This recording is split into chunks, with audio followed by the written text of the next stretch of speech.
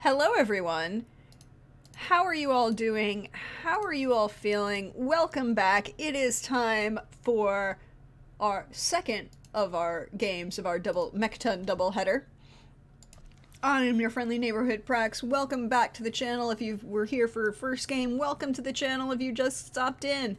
I have my wonderful friends around me. I don't know why the dice roller isn't showing up.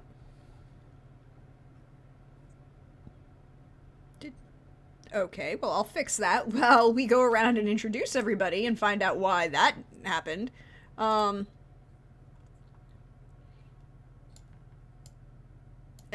until that, while I fix that, why don't we start with Wally? How you doing, Wally? What's up, y'all? How y'all doing? It's me, Wally, your favorite non-binary slime best friend on the internet, and I am playing Captain Isaiah Brashear, whose pronouns are he, him. And oh boy, I may cause some antics today. I'm not going to make any promises, but I may cause some antics. May cause antics? May cause antics. Oh, okay. I'm just going to put that as a warning going forward. Sounds like a warning label on medicine. Don't take, trilafcicerine. Warning, may cause antics. Ooh, that's my problem. Hold, please. I has a figured out what my problem is. It's the wrong roll 20. That's not gonna help me. Thank you for being here, Wally. I appreciate it. And then, directly underneath Wally is Hannah. I'm looking forward to the antics, by the way. I'm Hannah. My pronouns are she, her, but in this game I am playing Captain Flynn O'Hara, whose pronouns are they, them. And antics? Never heard of them. Never heard of them. Checks out. Alright. So we've got one intentionally causing antics and one never heard of them. So that leaves us with Lindy. Hello, Lindy. How are you? Hello. How are you feeling? And I guess the question of the day is, how are you feeling about antics? Oh, hi, I'm Lindy, she, her, playing Dr. Penumbra, totally their real name, they, them. And antics? I mean, my patients cause lots of antics frequently. I might be the cleaner upper of antics occasionally, although I might instigate antics through giving people abilities via surgery. I don't think Dr. Penumbra is a terrible, inciter of antics personally. Just secondhand antics, I suppose you could say. Prescriber of antics, perhaps, on occasion. And yeah, feeling pretty good. I've got dinner, which means I'm going to be feeling even better soon. So, we're just winning all around. It is a winner of a dinner, I guess. Purveyor of antics. Ooh, look, people are giving you luck points. I guess I should tell you the same thing I told the other team. They did not get quite as lucky. Just for today, because I had a special guest in the other team, I let them have extra luck points, up to 15. And each individual in chat can give 3 luck points today instead of just 1. But, that's only for today because I had a special guest. And I wanted things to be balanced. So next time, it'll go back to normal. But you'll notice that we don't have a puja. Puja is raising money on the charity stream. If you want to double the window, oh look, Pope is being really nice and giving you 2. Oh boy. I guess other people want to Pope has already used up all of his 3, and then Time is giving you 1. Ugh, all of these people being so kind to you all. I'm sure it'll be great. They want us to live. That's what it is, yeah. Do want you to live. They're looking out for us, Prax. I guess they are.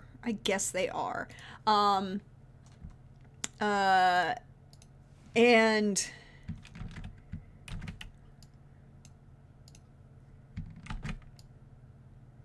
there we go. But last we left off 3 weeks ago now, because we've been off for a couple weeks because of just the way scheduling had happened and life, and I had to go to a concert, and then other things happened, and so I'm again interesting things have been going on. But we are now, and I need to open the right one, on the wonderful planet of Hammersmith in the Forge system at the Casino Hotel of,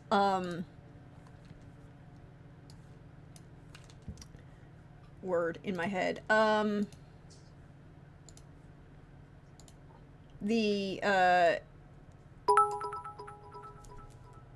the alert box go? Okay. Oh snap, we got a map. Thank you, Time. You still want them to live? I thank you. Oh. We thank you for those bits, Time. I appreciate all of that. Thank you.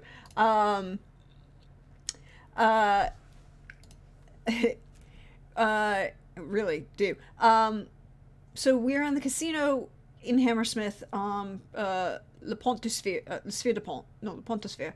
I was right the first time. Le Pont de Sphere. And it is, this whole planet is like Space Monaco. You know, the uber wealthy,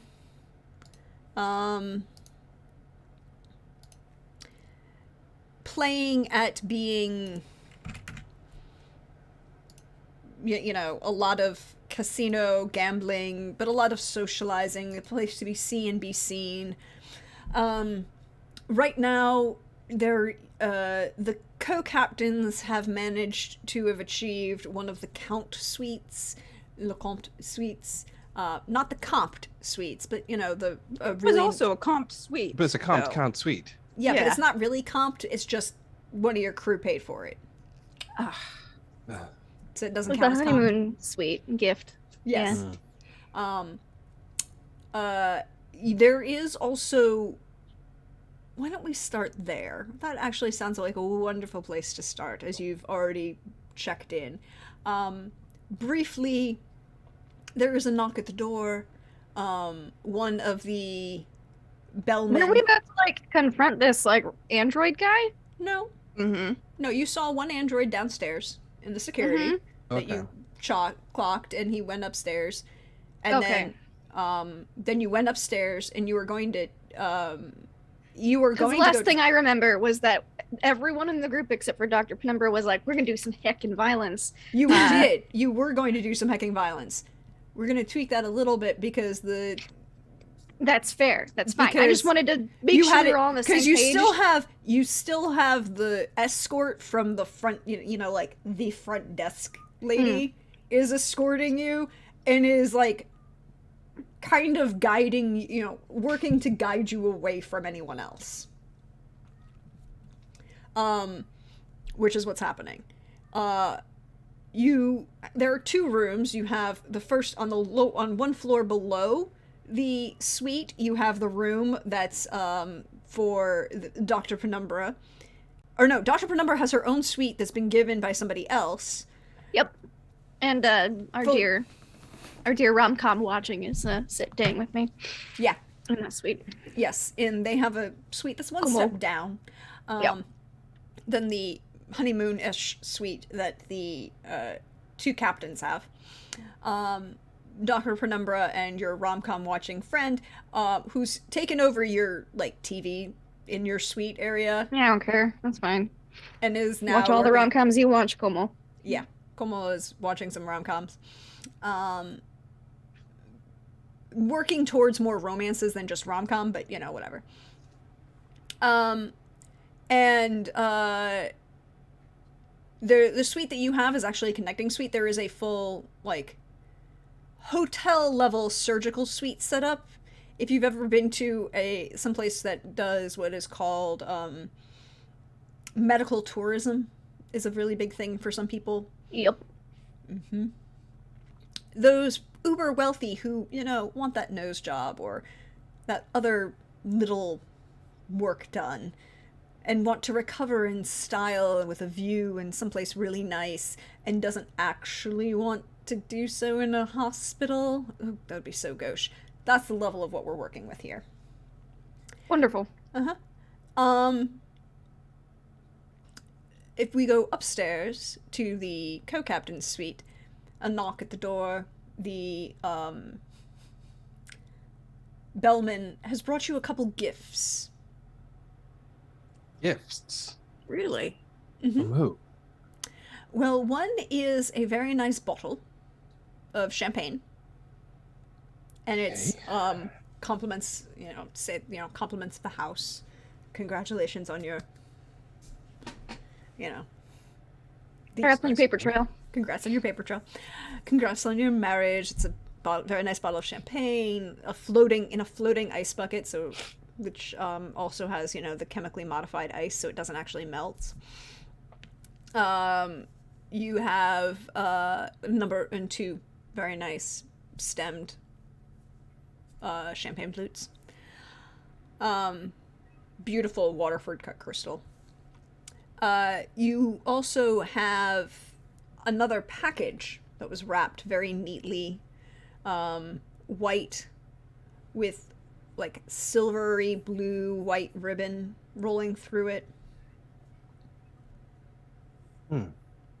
And a very nicely, like, real cardstock card goes with it. I take the card and I open it to see who it's from. Well, first of all, you can read the address, and it's addressed to Virgil and Flynn. Congrats on your marriage. Virgil. That's my birth Your name. real name? Yes, my birth given name, yes. Well, how'd they get that?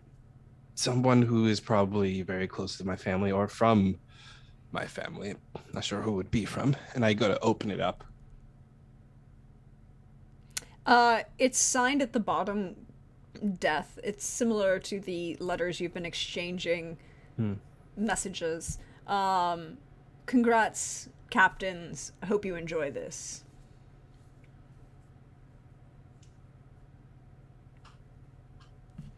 Is your gut like much mine telling you this might be a trap? Yeah. I was thinking actually it might be some kind of bomb. I don't know. You think we shouldn't open the gift? I say we open it anyway. They wouldn't go all through this effort just to kill us so undramatically with a bomb or anything. After, saying congratulations on the wedding. I mean, I guess so. I mean, I would at least done something with more flair, distraction, and then maybe come bursting through the window and with like either guns ablazing or swinging swords. How about you look at the window while I open the box up? Yeah, fair enough. Yeah. And I will open up the take box. point at the window. And I Okay. will open up the box. So can I get an awareness notice from Flynn as they take point at the window?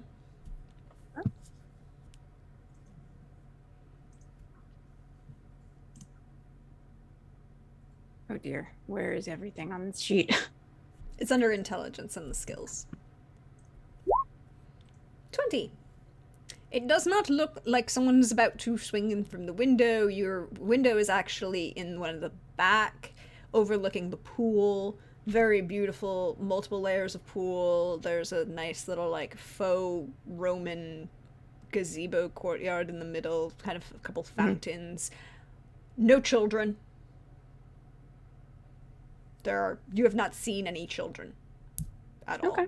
But that's, again, the vibe of the place. Monaco and Monte Carlo versus Vegas.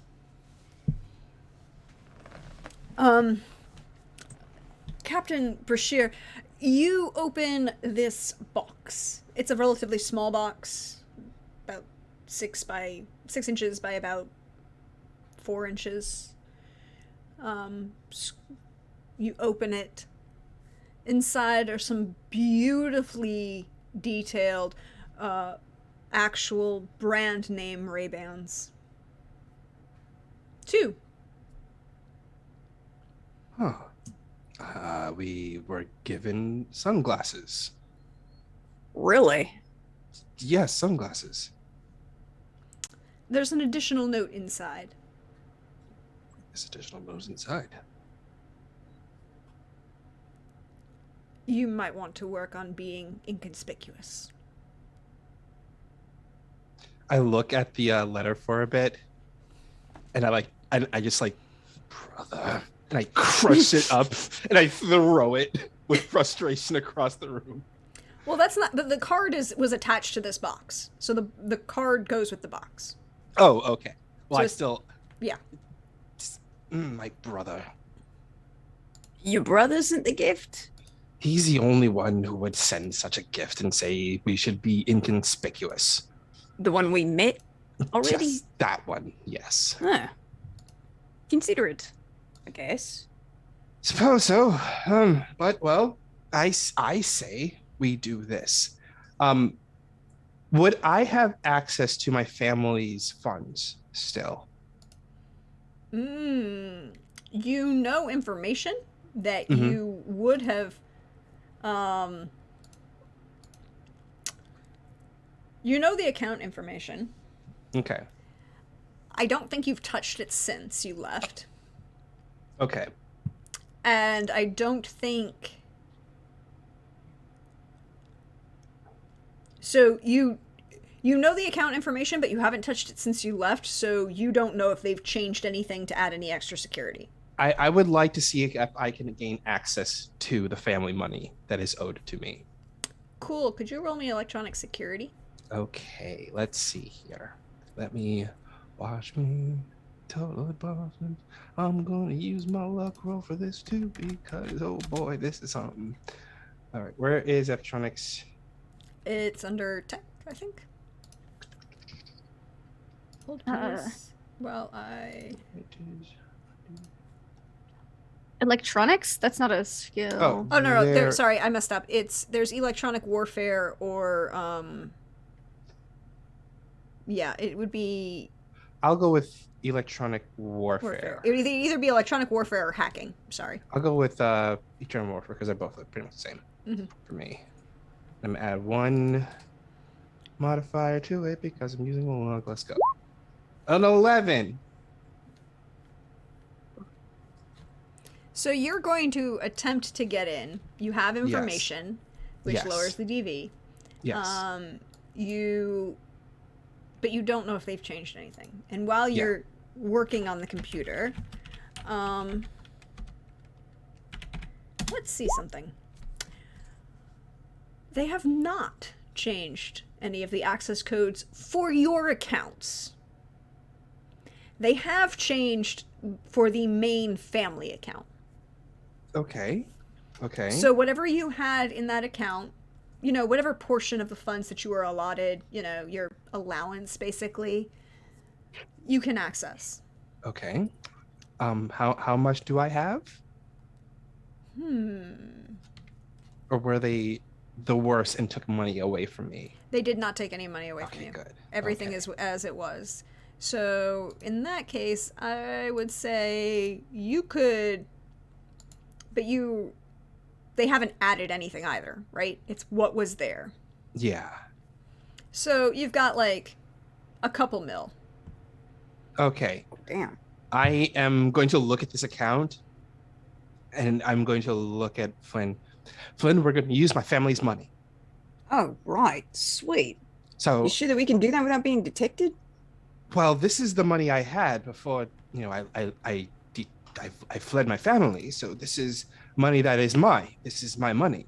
They didn't change any of the security protocols to it, so I guess it's still technically mine to use. And you sure they can't track you through the use of it? They obviously can. I mean, it's obvious they would. But, I mean, if I'm going to use it, I'm going to use it on this honeymoon. And they know I'm here on a honeymoon, so why not, right? True. Okay, true. That works. Exactly. So, and he like looks through all the stuff. We can have, let's see, we can have bunch of room service ordered here. Do you have any requests for food that you would like this evening? My new betrothed, by the way.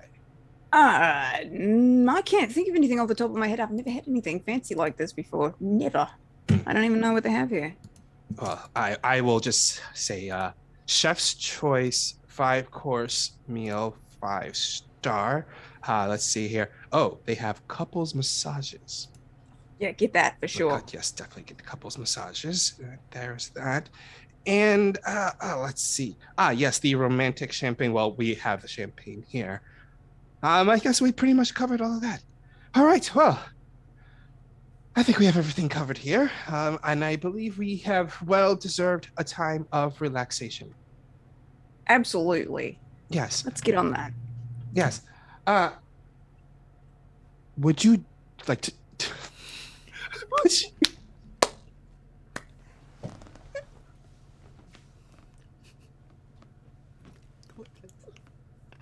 What? Yes. Did I look good? It's name brand. What's wrong? You look fantastic. They frame your eyes lovely. Good. That's what I was going for. Now, if you'll excuse me, I am going to use the hot tub that is in the room, and he'll head over to the hot tub and to use it. All right. You make your way over to the hot tub. We're going to drop down to the slightly lower level, to Dr. Penumbra. Yes. There is a knock at your door. Who is it? Doc? All right. Open the door. It is, The your police aren't gonna answer like that. No one, Swanky and Fancy's gonna answer like that. So yeah, that's perfect. Yep, open door. You see that it is not Crispian. It is Crispian's brother, Silas. Okay. Silas is a larger human person, male. And by that I mean he's probably about the same height as... And I know that Crispian and Corin are brothers. Yes. So I'm like, oh, the third brother. Cool. Yes, Silas. You may have met Silas once or twice, but you probably didn't talk to him. He's Probably. Taller, really very tall. He's looks about the same height as your good Captain Isaiah. Oh, okay. He's a very broad individual as well. He looks like he'd be really happy playing offensive line, really. If you are familiar with a certain individual who was known as the Refrigerator, who played for, or Jumbo Elliott, those two individuals, who played for the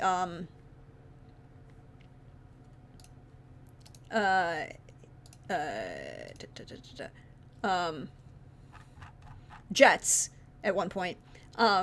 He's a very large individual, bald, kind of like a fake mohawk kind of cut in the face. Sure.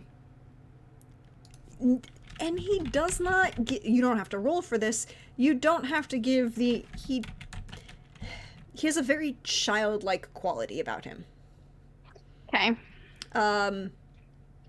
He follows directions very well. You know, like the few times you've seen him, he's just been like escorting Crispian.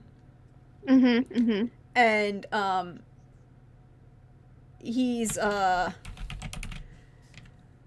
very much takes orders. You'd never actually talk to him,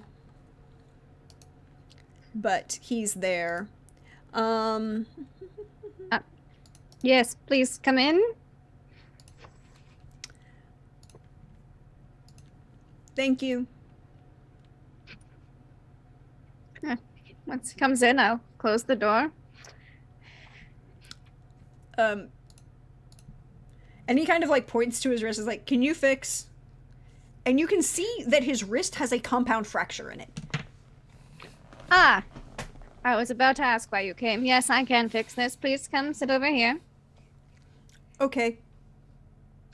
Oh, bless him. And, if we were using modern terms, he is very much on the severe end of the autism spectrum. In a perhaps slightly mentally deficient way. Right, please sit right here. Place your hand on this little table. I'll roll over like a little table.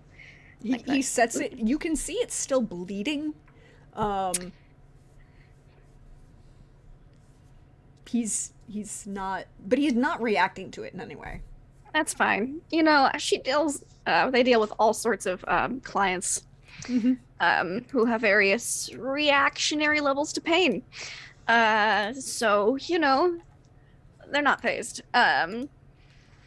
Yeah, so Doc will pull up a chair and, medical scan to see exactly what needs to be done here. And the doc is good for not asking too many questions. However, some clients do like to talk. It helps them to talk through some things.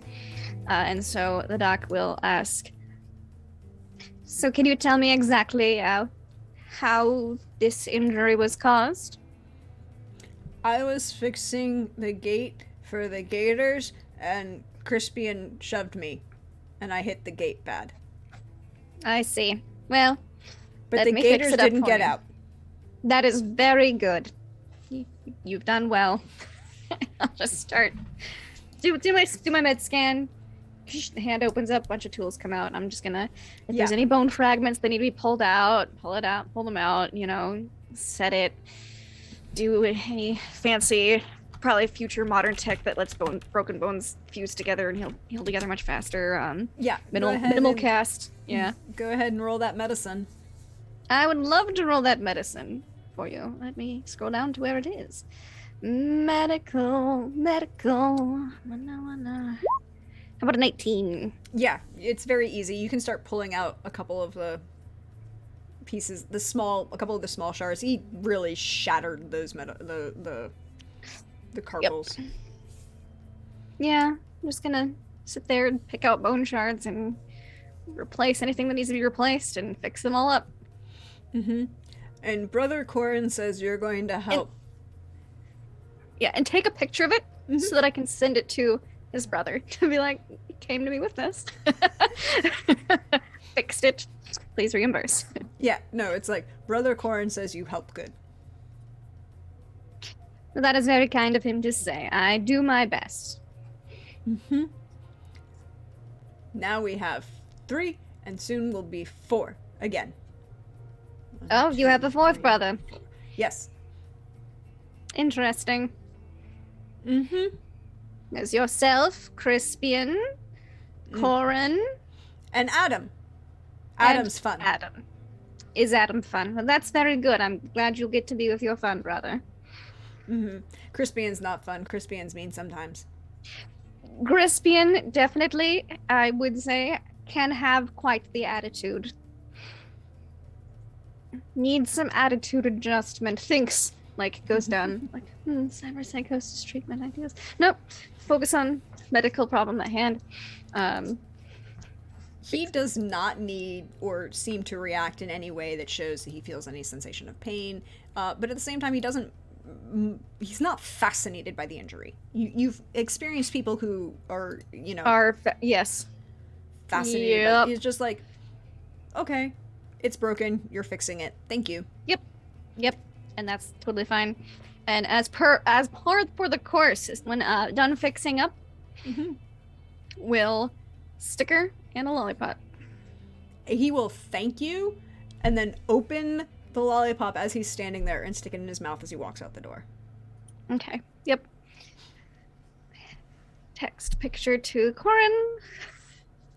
You just treated your brother. You get an immediate compound fractured wrist.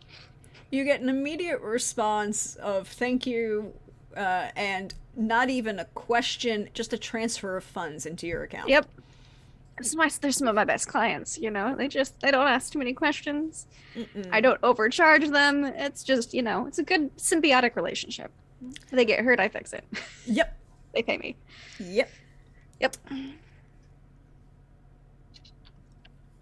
Captains. And then I just clean for the next client. You clean for the next client. We'll come back to that in a minute. Captains, what are you doing? Captain Isaiah is in the hot tub. Relaxing in the hot tub. Captain Flynn, what are you doing? Not spying on him in the hot tub. That's for sure. Are you attempting to be stealthy in your spying on your co-captain in the hot tub? Yes. I need you to roll me a stealth then. Okay. I don't blame you. Stealth. 29. You are very, very stealthy in. That's some silent thirst. Truth, though. Captain Isaiah, are you paying any attention to your surroundings as you're relaxing in this hot tub? I am not paying attention to my surroundings right now. I am just relaxing, and I have like the little champagne flute is in my like hand, 4 fingers. I'm like Living his best life. I'm living my best life right There's now. a little floating coaster that kind of like circles around you. Like, so anytime you want to set the drink down and not have it get into the hot water, it just kind of floats, you know, at like just about hand level from where you're sitting in the hot tub. I like set it down. I watch it float by, and like I put 2 and 2 together. I'm like, oh, and I set the glass thing on the water and watch it go around in a circle. I'm like, this is Flynn. Yeah. Oh, yes. What? Yeah. They have What these little, happened they have these little floating in here? Flynn, do you want to join me in here? Oh, me? Are you sure that's okay? Is there room for 2 in the hot tub? Well, yes, it's a hot tub made for 2. It probably for 4 people. Oh, well then I guess I could join you in the hot tub for sure. Absolutely. If you're sure you don't mind. And he doesn't wait to hear if Isaiah minds before getting into the hot tub. Well, you're already here. Okay. Well, look, they have these little floaty things. Look at this. And I point out that little like thing that floats by that has my drink on it, and then I take the bottle and I put the bottle on another one that floats that's a little by. bit that's a little bigger. All of these are like designed to keep the whole glass cool, even as they're floating in the water. You don't want hot champagne. It's very fancy up here. Don't you agree? Fascinating. Do you think these could have other like uses? Maybe we could use them to send stuff from one end of the ship to the other. You know, that is actually a fascinating idea. I think we should take some of these to bring this back and probably give some to the doctor. The doctor could figure out something to do with it. They expect some amount of, shrinkage every time they have guests. Yes, to keep things on ice for when limbs fall off and transport a limb from one end of the ship to another. That's the first place your mind went. A limb. We have a very dark ship. They're not irrelevant. That's not irrelevant, no. But so like, why do you? Like, I don't know what I'm trying to say here. Has your family tried to do this before? Marry you off to somebody? Well, no. They haven't tried to do this before, to marry me off to somebody, but it's not something I wouldn't put it beneath them of doing to begin with. You see, marrying someone off in the super wealthy and rich community means you're doing something to secure a deal or a future investment. It's not really for love or anything. It just means the person is viewed as a property. And that is what I'm being viewed as. It's one of the reasons why I fled. I didn't like the fact that I was being viewed as their property. They didn't view me as a human or a member of the family. I was a potential bargaining chip because I was the one that was disliked. So I fled, and well, now you know why I left that. But no, it's not something I would not expect them to do eventually. It just felt like if they did catch up to me, this would be something they would do. And you don't think that this is what we're doing here, that this is taking a risk? You think that we'll be able to lose them if something happens and they find out we're here? Well, if they find out we're here, then mean, eventually I would have to confront them. My brother already knows that I'm alive, and he's doing what he's doing to try to keep me a little bit under the radar. My other brother, well, I don't know what they're probably working together. It's what other brother? Well, you see, I have two older brothers. They work together. They work hand in hand in what they do as brokers. My brother was the one you met earlier. The other one, he's the fit and muscle one. The other one is more the technological, analytical type. So they do what they can to make people disappear or get things done. The one I'm worried about, though, is my sister, is who I'm very much worried about. My twin sister. Flynn will, as Isaiah's talking, Flynn is getting closer in the hot tub. Like they're listening, but like they're also just trying to like subtly scoot closer in the hot tub to sit closer to Isaiah as he's talking. It's like, so what's your sister got to do with it? Well, my sister, she hates me. I mean, she honestly hates me and everything about me. She believes that our parents' death was my fault. So she has kind of a grudge against me. If she did ever find out, I doubt she would take advantage of this. This is not her style. She would do something more like, I don't know, have people crash through the window at the last minute right about now. And he leans over to the window to look. Okay. There is no one crashing through the window. You see what I mean. She wouldn't just take advantage of a situation like this. She would do something else, more dynamic, more with a flair, to let her know that, haha, it was me, your twin sister all along, kind of thing. She has a sense for dramatics, is the thing.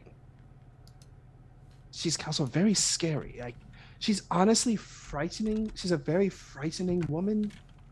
Like, so here's to put it a little bit bluntly about her. When we were children, we would play a game where we would try to one up each other, and she would win through force and manipulation by saying like, oh, I would say, oh, look, my tower of blocks that I built is bigger than yours. And she would say, no, it's not, and knock over my tower and say, haha, my tower is better than yours. That kind of thing. Well, that's just dirty pool. Oh, no, yes. She's not a nice person. She's really not a nice person.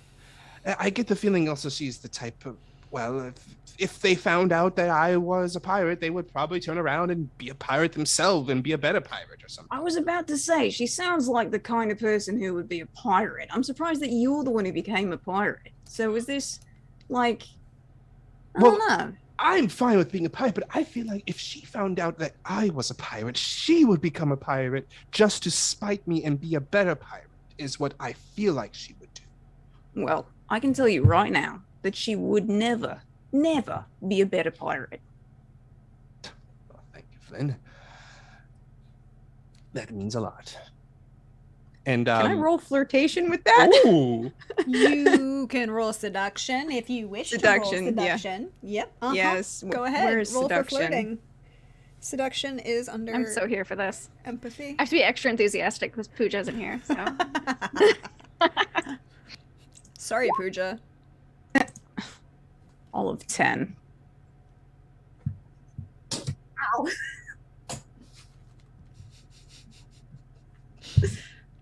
That feels on brand. I feel like that's what happened. You went to go lean in to be a little bit more like paying attention in responding, and then you like bumped into the hidden underwater armrest that's part of the hot tub, like so you can put your arms out, and then there you go. And then you just bump into it, so it's this little awkward stutter. Hill looks at that, but he finds it very charming. And he will laugh and he will help Flynn up. And he will continue to regale them with stories of how scary his sister is. And this time puts an arm around their shoulder. And we're going to slide back over to the good doctor for a moment. Doctor? Yes? You receive another message from Corin. Oh. I'll check this message. My fourth brother might be visiting soon. Put his bill on my tab. Also, recommend not coming downstairs for the foreseeable future. I think it's just like, all right, thumbs up, like message received. Doc is not a wordsy texter. Mm-hmm. Just, and again, is like, yeah, I'm very glad I'm cleaning for the next client. It's going to be a busy time here around this Hammersmith, apparently. Mm-hmm. Perhaps. You receive another knock at the door. Who is it? Room service. Must be Como. All right, open the door. I have a full 5-course meal for 2. Oh, yes, please. I'll take that. And they start bringing in, like, they have the little floating trolleys that are carrying the covered dishes. Because you didn't specify which room, so they just kind of took it for both rooms. It's fine. So there's going to be dinner for 4, and dinner for 2 in 2 places. It works. And while this is happening, can I get awareness notice from the doctor? Oh, of course. Doc's like, I'm not paying for this. That's fine by me. I mean, awareness notice as soon as I find it. There it is. Boop. Boop. 17. Apparently I'm rolling 3s today. Yes, you are. It's a little... You can just hear through the door that's open as the bellman, leaves the last of the trays and starts leaving the room. You can hear through the door that's open. You can hear, like, the distant sounds of the casino, because even up on the upper floor, there's still that slight ring of bells to kind of lure you back downstairs, back into the casino so you can spend more money. But you don't hear any, like, major cries or concerns. It's just a very pleasant day. Everything seems awesome. Yes, but I did get a text warning of maybe people shouldn't go downstairs, or at least his brother, which probably means people, shouldn't go downstairs for the foreseeable future. Oh, no, he meant you shouldn't go downstairs. Noted. The message was in 2 parts. 1, you'll probably see my brother for sometime later, and 2, you probably should not go downstairs. Okay. Yeah, noted. I will tell Como after I hand her the dinner, not to go downstairs. Just don't do it. There's far better TV on, and then I'll text our captains. Oh, captains, do you receive text message when you're on the hot tub? I think so. Yeah, there would be no reason for us not to, right? We're still on watch at the same time. Okay. So you have your communicators. On you.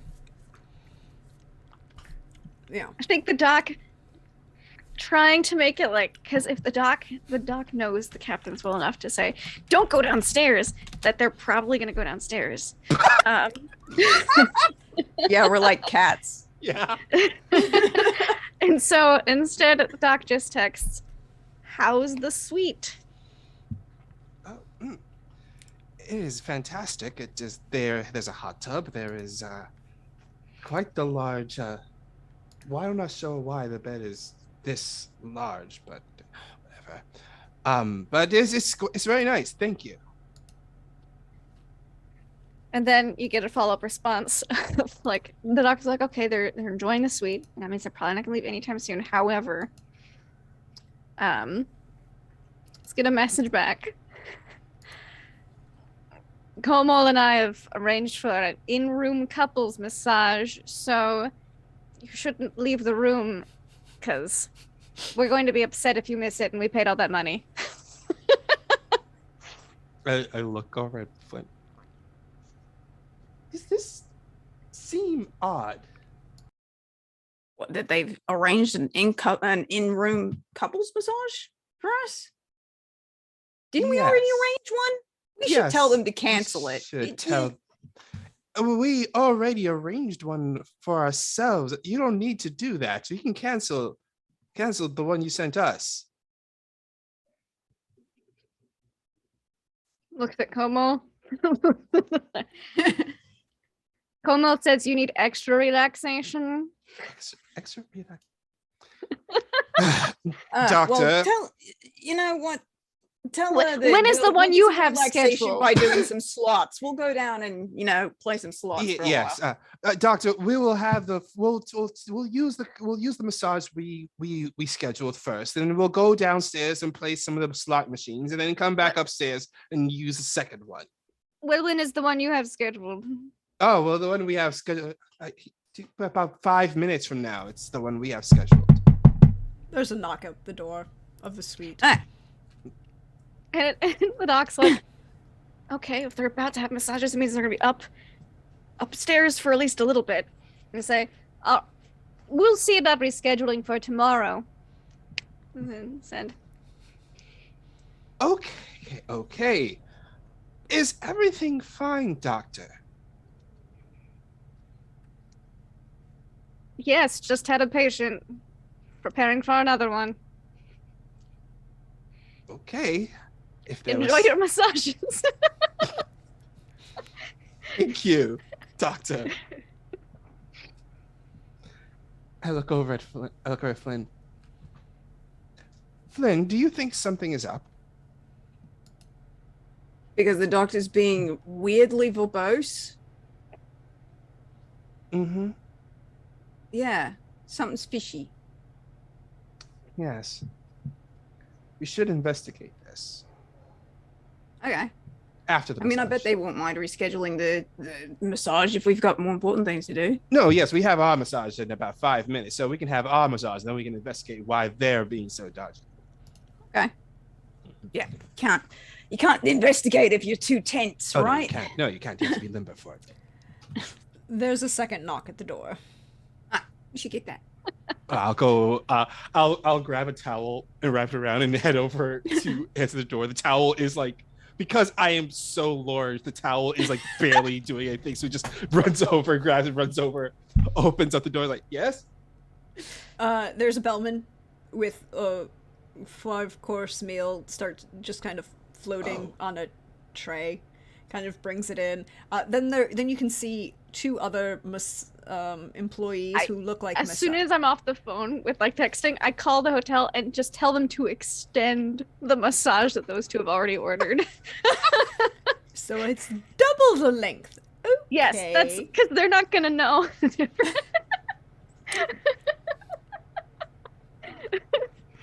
You're not gonna know the difference between a 30-minute and a 60-minute massage. I get you.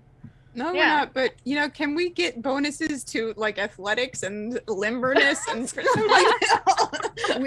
you will get a +2 to your next athletics or reflexes combat roll. Because you're going to be very relaxed. Make it a 90-minute massage. Just we're loose. Yeah, it's an hour and a half plus dinner. It's 2 hours of time to be bought. So, oh wow, that is a lot of stuff. And then we'll text Corin and be like, please let me know when it is acceptable to go downstairs. Just so I can be like, I only have to manage the captains for that long. Indeed. So dinner is laid out. There's a positive response from Corin to the doctor. Flynn, you can hear the arrangement of trays and covered dishes, and then the setting up of massage tables in the sitting room of the suite, kind of thing. For which the next hour and a half of your life is very relaxing. Totally removes any tension that you have, removes any stress. If you had any hit point loss, this might have helped that, but you don't currently have any of those problems. But both of you can roll me an awareness notice at a -2. Oh dear. Because you're very relaxed right now. Right? I don't like that.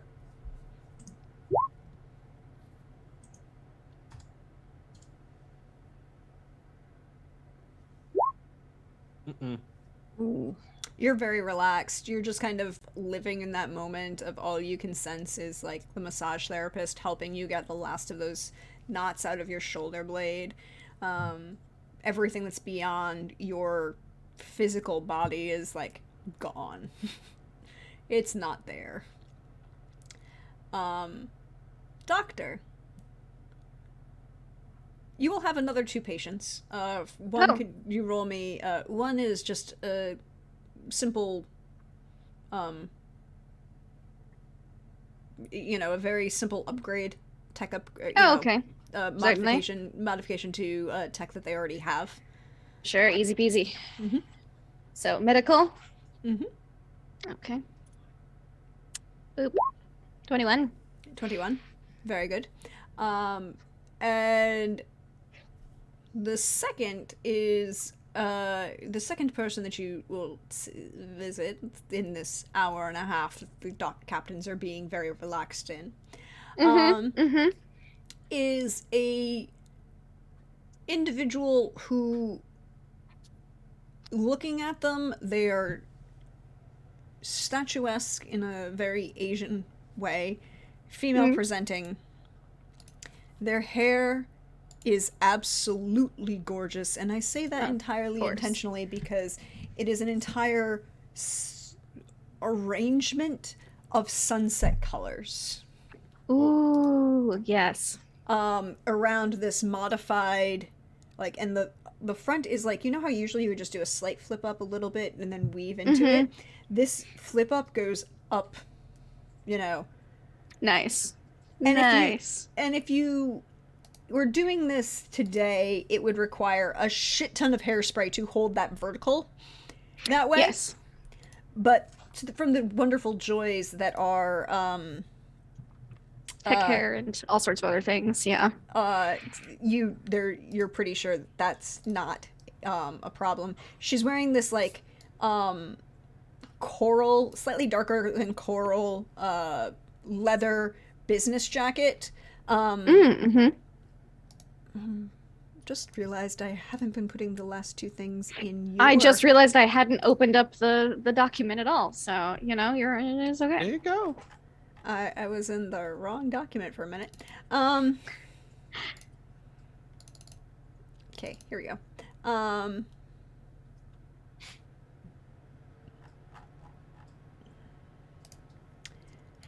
So this is she's got this beautiful, very classic Han Chinese face, very stylized, this like leather coral. Yes. And her hair that comes down into like this woven, like the slight bob up curl, is a giant sunset. It is absolutely gorgeous.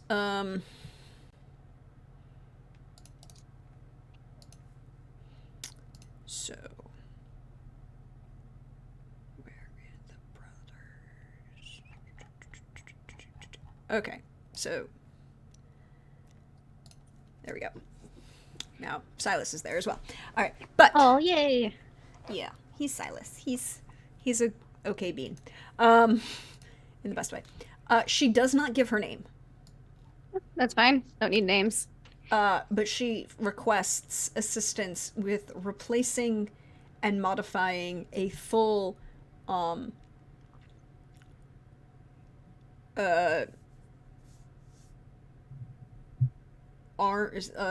arm insert, one of which is a shift for blade. Oh, sure, yeah.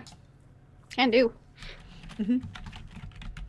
She got the money, I got the parts. Yeah, she has the money. That's not a problem. Wonderful.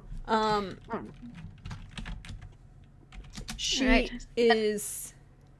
There's no... she will pay you up front, but I need you to roll both medicine and then cybertech. Okay, cool.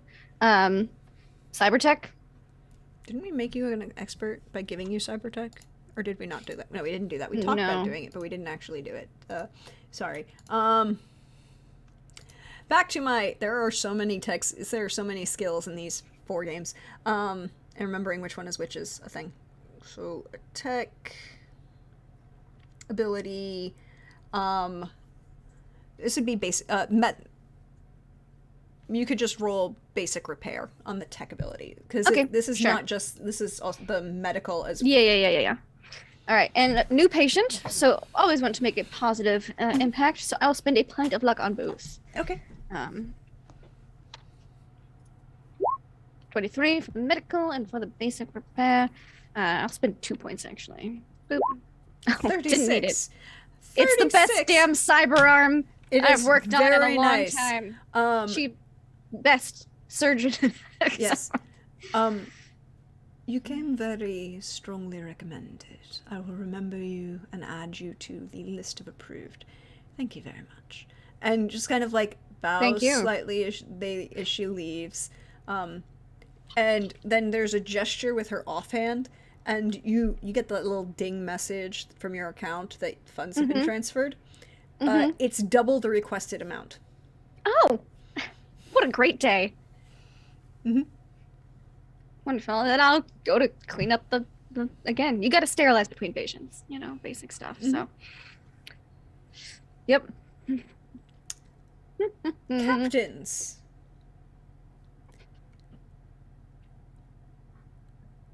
It's us. You've now, by this point, enjoyed a very luxurious massage. Dinner was wonderful. There's a knock at the door. Are we expecting anything else? See, the couple's massage, the meal. Not that I know of. I'll get it. And they will go to the door and open it, see who it is. Hello, Flynn. If that's what you're calling yourself these days. Adelaide pushes her way in the room. Oh, no, God. And closes the door behind her. Aren't you going to introduce me to your charming spouse? This tall, statuesque, redhead woman, in a wearing slacks and a jacket, but has that stance and shoulder movement as if she was trying to wear a full uniform. She's not off duty, but she looks like she's not wearing the uniform. Going to introduce me to your charming spouse? I don't think I will. In fact, I think you should leave. I'm on my honeymoon, and I don't want you to ruin it. You should go. No. And she pushes past you further into the room. You are not invited in here. This is a violation of this room. There's only 2 people assigned to this room. You're not supposed to be in here. How did you even find us here?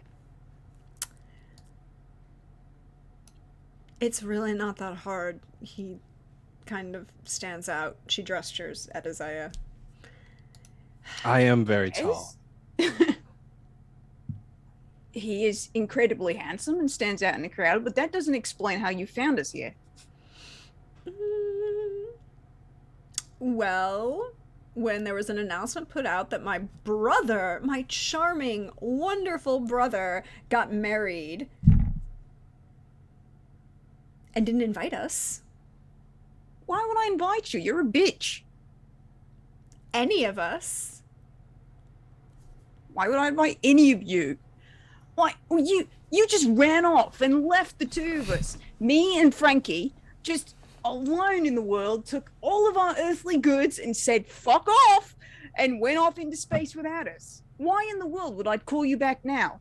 And I have this sinking feeling, I can't prove it, but I have this sinking feeling that you put a bounty on my head so that somebody will come along and get rid of me for you. That seems like something you'd do, Eddie. Well, it wasn't like I actually did. Any bounty that's on your head is your own damn fault. And she kind of shoves you as she goes by and then turns to the captain and be like, Captain, hello. I'm Lieutenant Adelaide, kid. I'm the nicer of the siblings. Enchanted.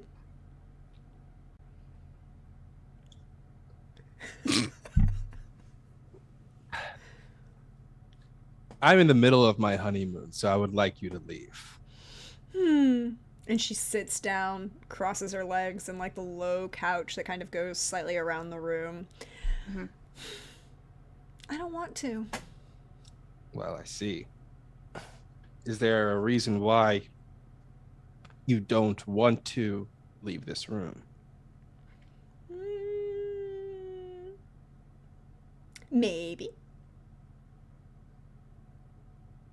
She's been making my life hell from day one, and there's no reason she'd stop now. Anything she can ruin, she will. It's exactly her MO. Seems like the stubborn siblings kind of run in our circles. Yep. All right, well, what would it take for you to get you to leave the room? Why don't you two come downstairs with me, and we could have ourselves a grand old time and just have a nice night. I feel like you should come play some cards with me. Never really been my game. How you feel about poker? 5-card stud. Fine. Fine. If that will get you to leave the room, we will go with you downstairs to gamble. And I'll text the doctor and tell them, Doctor, we are going downstairs to the gambling floor. We will speak to you soon. Don't go downstairs. It's a trap. I stop. I stare at the phone. I look at Flynn and I look at Eddie. Excuse me 1 second. I scoop up Flynn and I go. Follow-up text is, I wanted you to have a relaxing honeymoon. I run up to the bedroom, close the door, set Flynn down, look at the phone like. Yeah, I mean, this is kind of sudden, but if you're ready, I'm ready. If you don't mind my sister being in the next room. Why don't we put a pin in? We'll put a pin in that for later. No. The doctor, I just told the doctor we were going downstairs and they were sent back a text saying there's a trap downstairs waiting for us. Trap? A trap. How many people are going to try and kill us in this one damn hotel? Don't. No, I call the doctor and I put them on speakerphone. Doctor, what do you mean? Oh, you called. What do you mean a trap, doctor? Well, let's just say a little bird told me, that's the term, right? A little bird told me that it would be in my best interest not to go downstairs. Now, I am not nearly as wanted as either of you two, and if I'm advised not to go downstairs, then that means no one that I care about or whose presence I find tolerable should go downstairs. Okay. That is going to make things quite difficult because do you want to explain the business about your sister, Flynn, or should I? I mean, did they say you know my sister? Oh, Kamal and I spent quite a bit of time looking at the bounty boards, yes. Well, did they say that it was just them that was warned not to go downstairs? Maybe it's just them who's in trouble. Maybe it's not us. Well, the fact that they're still saying that someone told them not to go downstairs, it's something that is probably something that terrible that would affect all of us. It wasn't your sister who told me, if that helps. Who told you? Or that's doctor-patient confidentiality, but a very long-term and reliable client. if it's someone you trust and know that you should not go downstairs, and you're telling us not to go downstairs, then it's obviously something that dangerous, and none of us should be going downstairs. A long-term client whose family I serve advised me not to go downstairs, which means that it's likely not great health-wise, because they're frequent customers, and something happens to me, that means they can't get patched up nearly as well.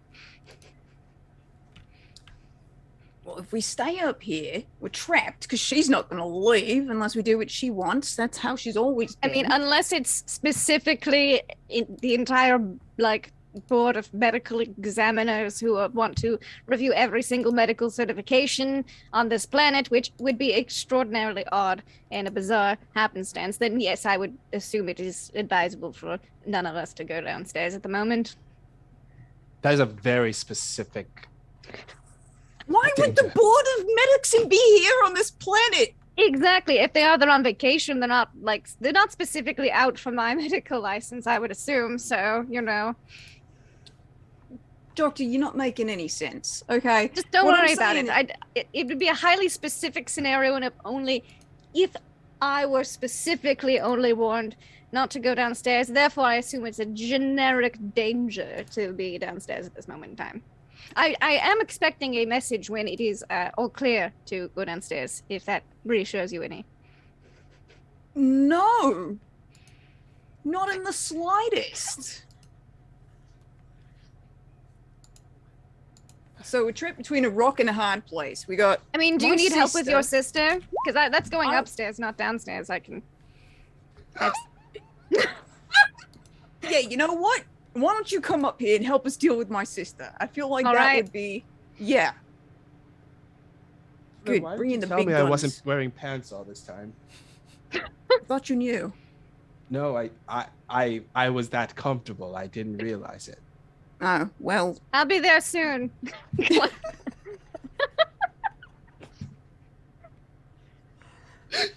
I hang up.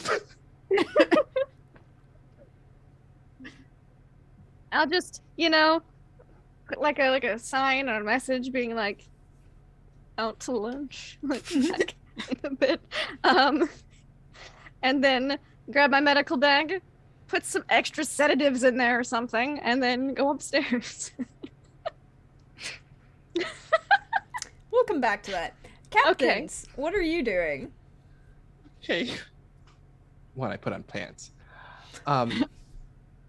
I mean, I have to ask the question. Now we know that one captain is putting on pants. Is the other captain putting on pants? Oh, am I also pantsless? I mean, my sister just walk in on both of us naked? You did get out of the hot, That's also true. Out of the hot tub and straight to massages. That's, you know what? It wouldn't be the first time, probably. So, sure, I'll put on some pants. Might as well. I mean, you went from hot tub to massages. I'm assuming there wasn't a whole lot of getting dressed in between. No, not a lot of pants in between. No, not a lot of pants, no. No. After that, I look at Flint. Okay.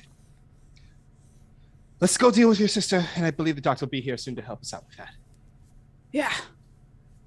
Yeah. I'm going to open up the door, head into the sitting room. Adelaide is unbuttoned the jacket that she's wearing, but hasn't taken it off and has just kind of let it flounce open as she's reclining back against that low circular couch in this study of this suite. She's got her legs up and crossed on, resting on the coffee table, with a hollow vid floating in front of her. She's just kind of flipping through the channels, and a glass of champagne in her left hand. For a quick question, I understand that you did come up here because you here to see your delightful sibling. Mm-hmm. Now, I do have a question though. Why are you really here?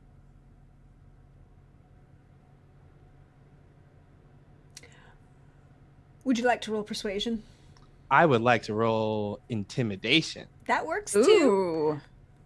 I will say that currently you guys have 7 luck points from chat. I'm going to use one of those luck points. definitely do. That's a 15. Okay. She's gonna roll against you because she can.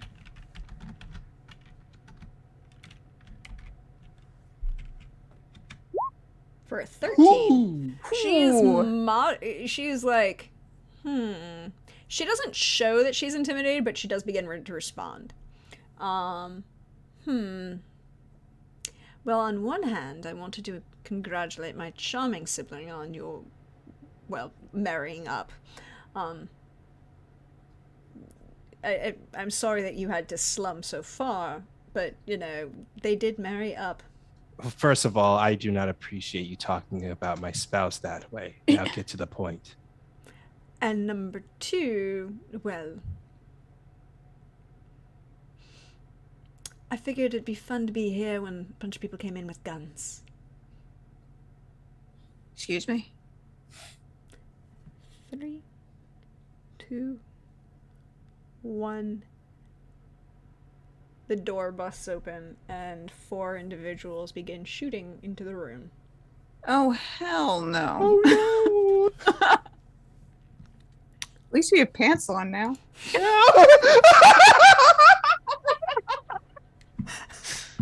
And at least the doctor's on their way.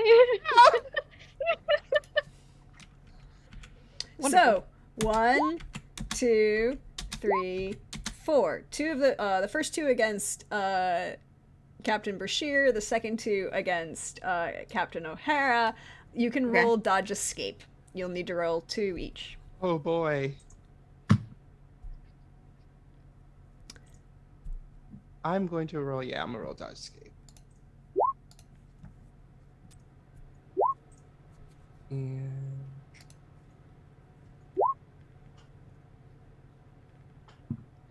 10 and 13. 16 and 17. Okay, so... Oh, you have to roll that... But that 10 is a nat 1, so you have to roll the minus 10. Oh, okay. Ooh. So the first one is against the captain is a success. The second one... minus 2. So 8. 8. The reason that's important is it's still only a difference of 5, not a difference of 10. It's the difference in the crits. It's the big deal. So 1 won't hit you. You don't want a difference of 10. You don't want it. It's a deadly crit. So this goes to... Oh, no, wait, sorry. It's a crit. No, that was right the first time. So the second shot is against the captain in your torso. That's 16. Ouch. Well, you got dressed. Do you have any armor? Do I have armor? Wait, you have like a full body weave, don't you? I have a full body weave, yeah. Okay, so the skin weave will count as armor, and so whatever the stopping power of the armor is going to be subtracted from that damage. Okay. So, so what's your stopping power? Because is it like 11, 15, 9? My stopping power. Yeah, you have the one from the from the Starblade book. From the Starblade book, yeah. Okay. Armor. Sorry.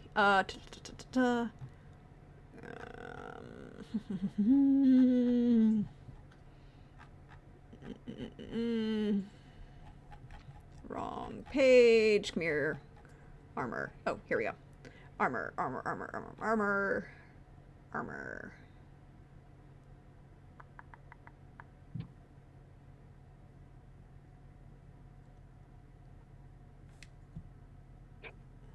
30? Okay, hold on. Why is it making life complicated? Alright,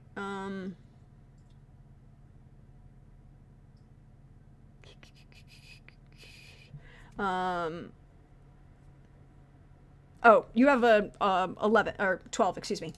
Okay. So I you only take 4 that. points of damage. Okay. To your torso specifically. Okay.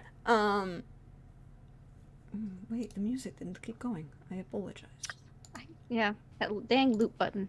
Didn't work. All right. So the first, and then the 2 shots against a 17 and a 13. 17 misses. 13 will be, wait. We did our dodge escape sort of like 1, 1, 2, 2. Yeah. So the first one is 16 and 17. 16 and 17 on my rolls. Yeah, so 16 and 17. The second one will hit, but it's not a crit. So it's only 2d6 damage. For 5. Whatever. Okay. If you have any armor, subtract the armor. Same thing. I have none armor. Oh no. Oh, that's not great for you. What body do you have again? Great body. That's a good thing. That's a great answer. I have 8 body. Okay, so an 8 body means that you have 14 hits to the torso. Yep. Okay. So you're at 5 of those 14 hits. You have 9 left. But where do I mark that down on the... On the very first page of the character sheet. Okay. On the skill set, actually, if I'll open it for you, it's where it says hits. It's based on your body score. Okay. The chart for which is on page 24. I have the same body as you do, so I can just tell you your hits right now real quick if you want. Please. Head is 7. Torso is 14.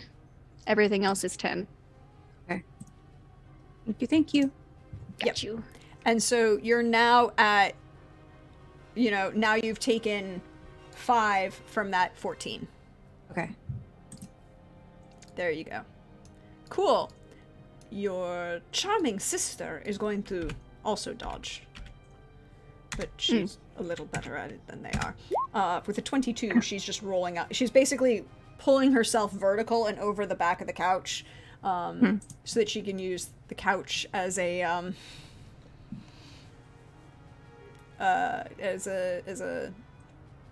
shield. What would you like to do, Captains? I look over at Flynn to see if they're okay. I'm good. I'm fine. We just need to get out of here. We do need to get out of here. I look around, and so I'm definitely like behind one of the sofas, and so, oh boy, I will look around and I will, when the waves of the firing stop, I will just spring up and grab the sofa that we're behind and just chuck it at this group of guys. Okay. Damn. You have a body of what? It's 10, right? I have a 10 body. You have a 10 body, which means your throw is... But don't you have that exoskeleton that makes you extra strong? You have your exoskeleton that makes you extra strong. So you don't have to worry about the weight of this. I am just going to need you to roll me an athletics. Okay, and because of my massage, which you get a plus 2. Aha! Yes, yeah. Plus 2. Mm-hmm. See? The 90-minute massage was so worth it. It helps. Athletics, there we go.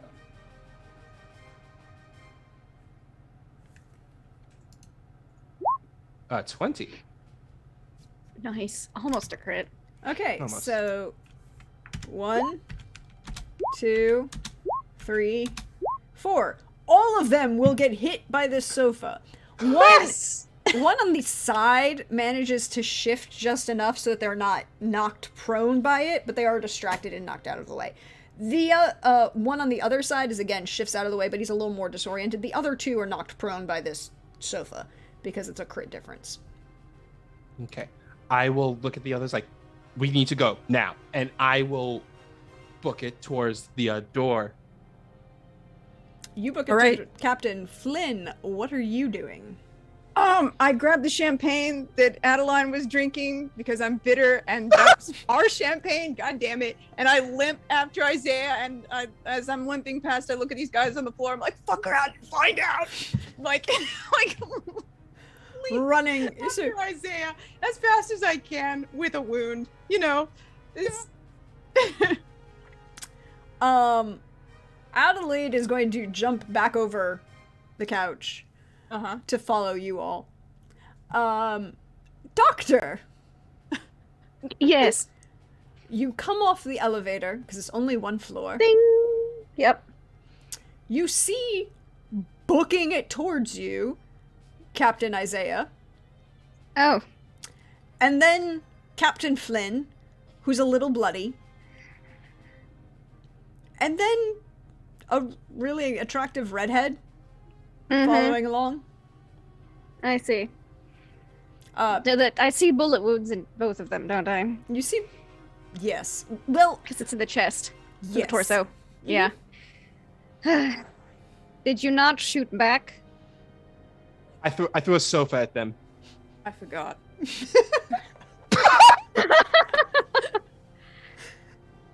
Fine.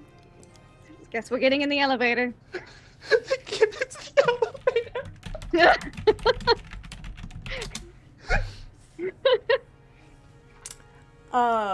I'll just hit the door close button so they have enough time to get in, but it closes right after them. Yep. Just sighing and reaches, digs in a pocket. Pulls out the doc's weapon, which is a taser. Because the doc doesn't like dealing damage to people. Mm-hmm. We'll just have it out and just stand to the side so that open door does not show the doc, or just hits the door close button. And the floor below. 2 floors below. Yeah. Very good. Very good. And with the pleasant music. Yeah. Mm-hmm. Playing as all this happened. And that's where we're going to take the break for the evening, as we are the 4 of you are now in the elevator, and 4 armed individuals are making their way towards you. Everybody take a moment, stretch, refresh, get yourself some more water, snack if you wish to, and we'll be back shortly.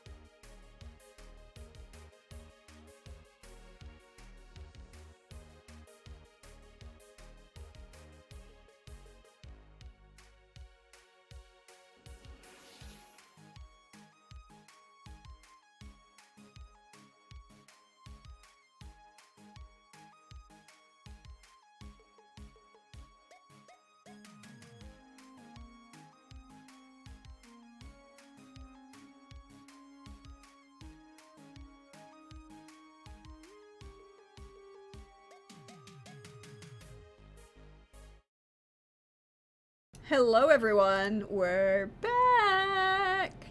And I believe you had all run into the elevator along with your Flynn's charming sister Adelaide, who is a bitch. She followed us in? Wait, I thought that the door closed before she could... No. Yep. Pushed the door close button, all the floor buttons, so that this elevator's gonna go up every floor. She'll reach across and grab the bottle that Flynn's got and take a drink. This was definitely supposed to be my honeymoon. We had a wonderful dinner lined up for us. We had a wonderful dinner. Dinner was fantastic. We had fantastic couple massage, and if I may be blunt, being that we're facing our life or death situation, I was planning on. It's only 4 of them. Yeah. I was planning on sleeping with Flynn tonight. That was my goal tonight. If I may be so bold to say that. You hear that, Adeline? You see what you cost me? She kind of looks over at Isaiah, runs her eyes up and down him in a very evaluating look. Eyes to yourself. That's my husband. Looking is free, darling. I text Como.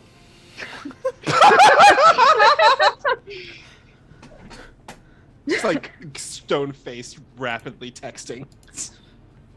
I'm just gonna say there will need to be eventually a full supercut of just the but we'll get to that. And she looks at Isaiah and says,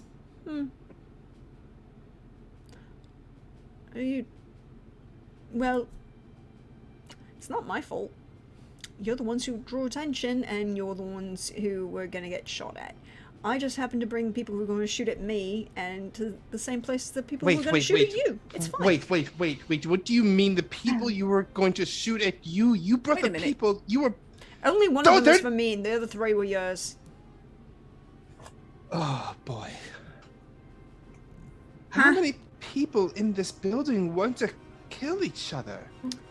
Ding. Oh, probably more than you know. That's 3 floors below yours, Penumbra. Cool. And we're going to get up on this one, so it's not as long of a trek. The elevator's going to get up on every floor, so we should just pick one. Boop. All right. Let's get off on the next one. Trying to shake them, right? I mean, you didn't blow them to smithereens, so I assume that I don't want to murder them. I do want to murder them now that I have my head on straight about this whole situation.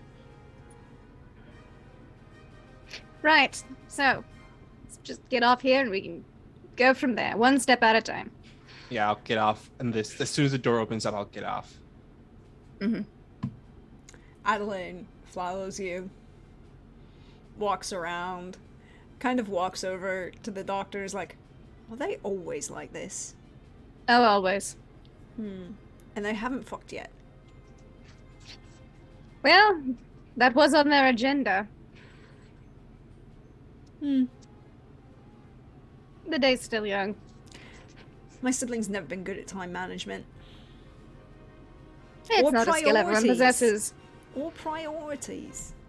Most of my clients aren't good with time management or priorities either. That doesn't make them inferior. They're following the rest of you. She's gonna keep following you guys. Captain Isaiah looks over at Flynn. Your sister's charming. You think so? I was being sarcastic. Oh. You know, she's made herself awfully convenient for us. We do have a contract to bring her in. That is true. We could just bring her in right after this. But who else is trying to bring her in? Who else got that contract apart from us? Is it just like on the open web?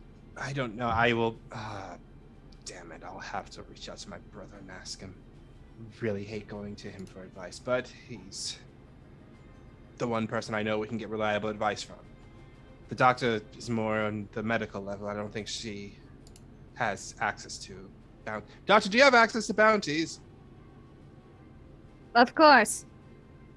We can ask the doctor also. Doctor. Yes. And he'll like pull the doctor away from it, like. And the doc has waited for the elevator they got off of to go down like 2 more floors before pushing the on the other, because this is a casino hotel. There's like 4 elevators in every tower. Oh, yeah. Going to one across the way, pushing the up button, catching one that's already going up and just pushing the request to get off on this, to go up to the doc's floor. Maybe not the first time the doc has shaken people in a hotel. Definitely not. Yeah. Do you think when it comes to all these people, it seems oddly convenient that there are so many people in this building that want to either kill each other or kill each one of us individuals? Oh, well, question for you. Have you done anything to reveal yourselves on this planet yet? Well, I access my own personal account. Well, then you had it coming.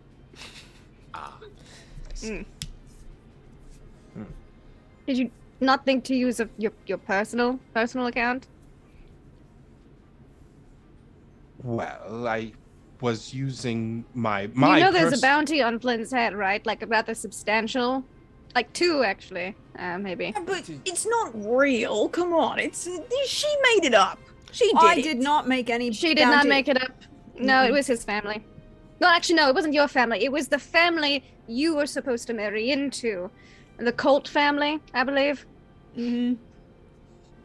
Okay, we have to figure out a way. From what I know of the Colt family, they're quite serious. Well, I mean, they make guns. And I mean, Cassandra Colt is a violent bitch. All right, well, we're gonna get along swimmingly. We'll have to figure out a way to get our names off of these bounties. We'll talk to my brother, see what he can do about this. Well, you could. No, I probably shouldn't suggest that. No, I'm open for any advice. Ding. Well, steps on the elevator. Hits door close button, gestures. Door closes. We start ascending to the to the doc's level. Well, you could always, if there's no one for you to marry on the Colt side of the family, the bounty shouldn't exist. You could always dispose of Cassandra Colt, is what I'm saying. I don't see another way of clearing Flynn's name unless we fake his death, but then you would be single again, and therefore your problem would start over from square one. So we could kill the Cassandra Colt family. No, it'd just be Cassandra Colt. We could kill the whole family. We could kill a whole family. I'll take the bottle. Or just Cassandra, really. I think, her parents are married or whatever, I don't know. No, we could just kill her. Why don't we just kill her? If there's no one for you to marry into on that family, they won't need a bounty on them. Exactly. And, yeah. We kill her. I mean, it's not an elegant solution, but it is a solution. It's not a solution it's not an elegant solution at all. And the only solution outside of that is spending tons of money just to get our names erased through my brother, but I'm not really looking to do that. So, yes, this is a solution. I'd also advise you to stop spending your family's money in places if you're trying to not get tracked. I was hoping it would be a way to stick it to them, but just stuck to me, I guess. Yeah, yes. Well, you live and learn. We can't, it's nobody's fault. Well, if you live. No, it's definitely his fault. He's the one who spent the money. It's nobody's fault. This is the problem you have here. What is my problem? You never want to take responsibility for any of your own problem. You never want to take any responsibility for your own actions. You are the one who put yourself... You don't think that it's your own damn fault for skimming from the top that ended up with this first bounty on your head? I did not skim from the top. That was a lie. Cannot get here soon enough. I feel like I should interject. I've been framed. Everything that's on my head has been a frame up. No, it wasn't. I was there. I watched you walk out that office. I feel like I couldn't really add anything to this conversation. Likewise. Oh, look, my floor.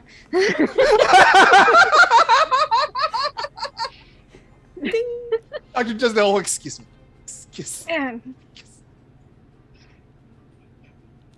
Like, Adelaide will walk out. Patients are welcome in.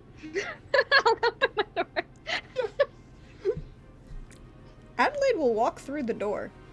Oh, so you're a patient then. Wonderful. Can't wait to see what procedure we're doing. I'll walk in, holding Maybe you like, can give her wound. a transplant. She's missing a soul. They don't come in available for transplants. Ugh. You two need medical attention. You obviously want work done if you're in my room. All right, let's go. And he'll just like gesture to the seat for someone to sit down and immediately start putting on the doc's music that the doc listens to when they work, which is trap opera or opera trap. It's Yeah, this whole time that we've been in the elevator and Flynn's been arguing with Adelaide, he's been bleeding. Just Bleeding really hard. Oh, the doc will definitely like bullet stuffed something on the wound so you don't bleed on the doctor's floor, so that way there's no blood trail to the doc's door. Yeah. Ugh. Go ahead and roll that medicine on Flynn. Certainly. First aid or medicine? We can do medical. Maybe the same.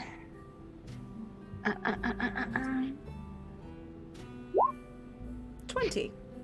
You will recover 3 hit points to your torso. Nice. Thank you, Doc. Thank you, Captain. Captain. Down the examination room. All right. Now your wound. Pulled out. There you are. You will also recover 3 hit points. Ooh, nice. Adelaide, what work would you like done? I need you to remove this. And she points to the back of her neck and this small scar that's right there. I will, arm will pop out and the med scanner and tech scanner will pop out so I can see what's there. There's a data chip inside. She has a chip port. And there's a, but you know that usually a chip port isn't healed over. Healed over, yeah. Because they're usually, you know, where you put a data chip in, you want to be able to replace them on occasion. You know, like skill chips. Yeah. I'll tell Adelaide the cost of such a procedure. Don't worry about it. I've got it covered. All right, lay down. I'll take care of this. And I will, since I used my med scanner, my tech scanner, I get a bonus. Cool. Which would you like first? Would you like just medical or medical and tech or tech and medical? What would you like? I think first would have to be medical because it is healed over, right? It's Sure. over. It shouldn't be There like we go. that, so. Let me make sure I hit medical. There we go. Boop. Everyone. There you go. Then basic repair. Yep. 19. You can you as you cut it open, and she will say that she doesn't want any anesthetic. Good. I charge extra for that. Good. She's not kibitzing with you about the price. She's not complaining about it at all. She won't complain about that. That's fine. But when you cut it open, and you realize it is the remains of a data port that has been like it's the sleeve portion of the data port. So like, you know, it's like a drawer, right? Yeah. Like a disk drawer. Like an SD card slot. Yeah. Like an SD card slot. So the slot portion is still there, but anything and a card is in there, but like the portion that would slide out to make it accessible is gone. So it's permanent. Yeah, okay. Yeah, can you get this piece of shit out of my head? Thanks. Certainly. I would also like to figure out what this is. What the card is while I'm working on this. So as you pull the card out, it is a skill card. Oh, Skill interesting. chip. It is a skill chip. But it's not been connected, so she hasn't been able to use it. Interesting. Okay. It's just kind of been like shoved in there, and then I imagine because I program skill chips and stuff too, as part of my research, could I make like a programming check to insert it into one of my readers to see what this is? Yes, you can. You can even make a hacking or programming. I'll do programming because that seems more relevant. 23. It takes you a little bit to read through it, but not much. It's not damaged in any way. It definitely seems like she shoved it in there awkwardly as a way to move it. Interesting. Yep, she's seen, terrible things probably. And if the port is sealed over, the doctor has seen incidents like this before. It is a coating, and with a 23, you're pretty sure the coating is a level of virusware. Oh, interesting. Spyware that can hijack nearby skill chips. Interesting. And she couldn't access it with the way it was input. Interesting. I'll just make a copy of that. Well, because... no, but that's the thing is, like, it doesn't look like she wanted to have this skill chip in her head. Okay. The doc will be like, do you want the chip? No. I was getting rid of it. I wanted it out. I didn't want it in my head, and they fucked it. Right. Wonderful. And I'll just hold on to that. That could be very interesting to play with. You would also notice that with a 23, you would also notice that it has networking capabilities. It can hijack skill chips, but it can also network to others. Interesting. Yes, that'll be lots of fun to play with later. And then, stitch back up, heal spray, whatever. All right. Send a bill. It's a couple of seconds, then you get a ding of a payment and a nice, decent tip. Not as nice as the Lady Sunset, but... Of course not. No, that's fine. All right, there you go. Everyone's had work done, healed up. Anything else? Medical-wise, I don't think that's it. But we have a plan now. We're gonna go after my former betrothed and kill them. We kill them, that's one less bounty on our head, and no one coming after Flynn. Any objections? You're going to kill Cassandra Colt, heiress to Frontier Armaments.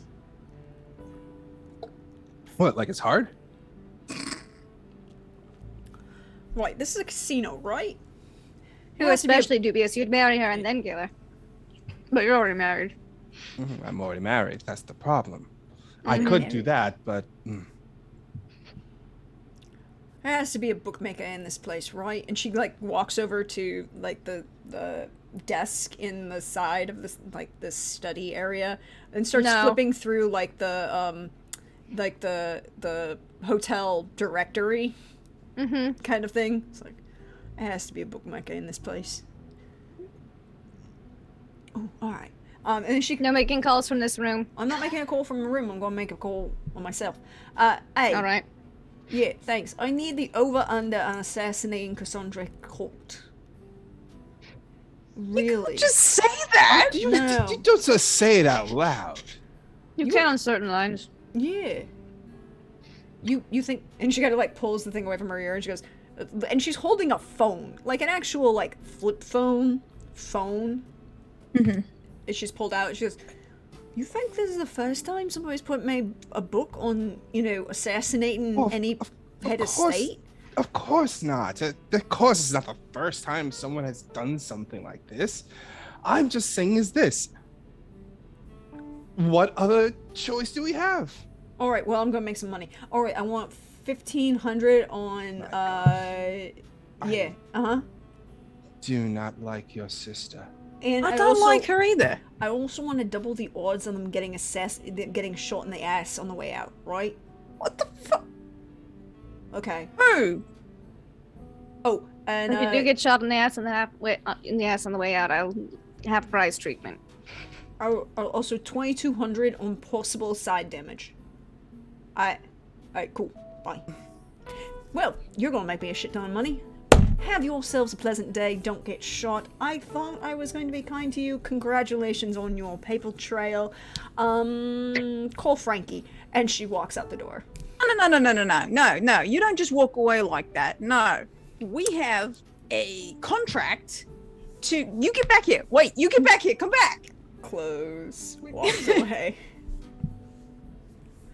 Is the contract on her worth enough money to chase after her? I look it up to see how much the contract is I'll just pull up the screen. That's the bounty on her. And then you have your own job, I assume. The bounty is tied to the job, is the same amount the job that they would were hired for as privateers. There's the bounty. The bounty is that she is it's 250,000.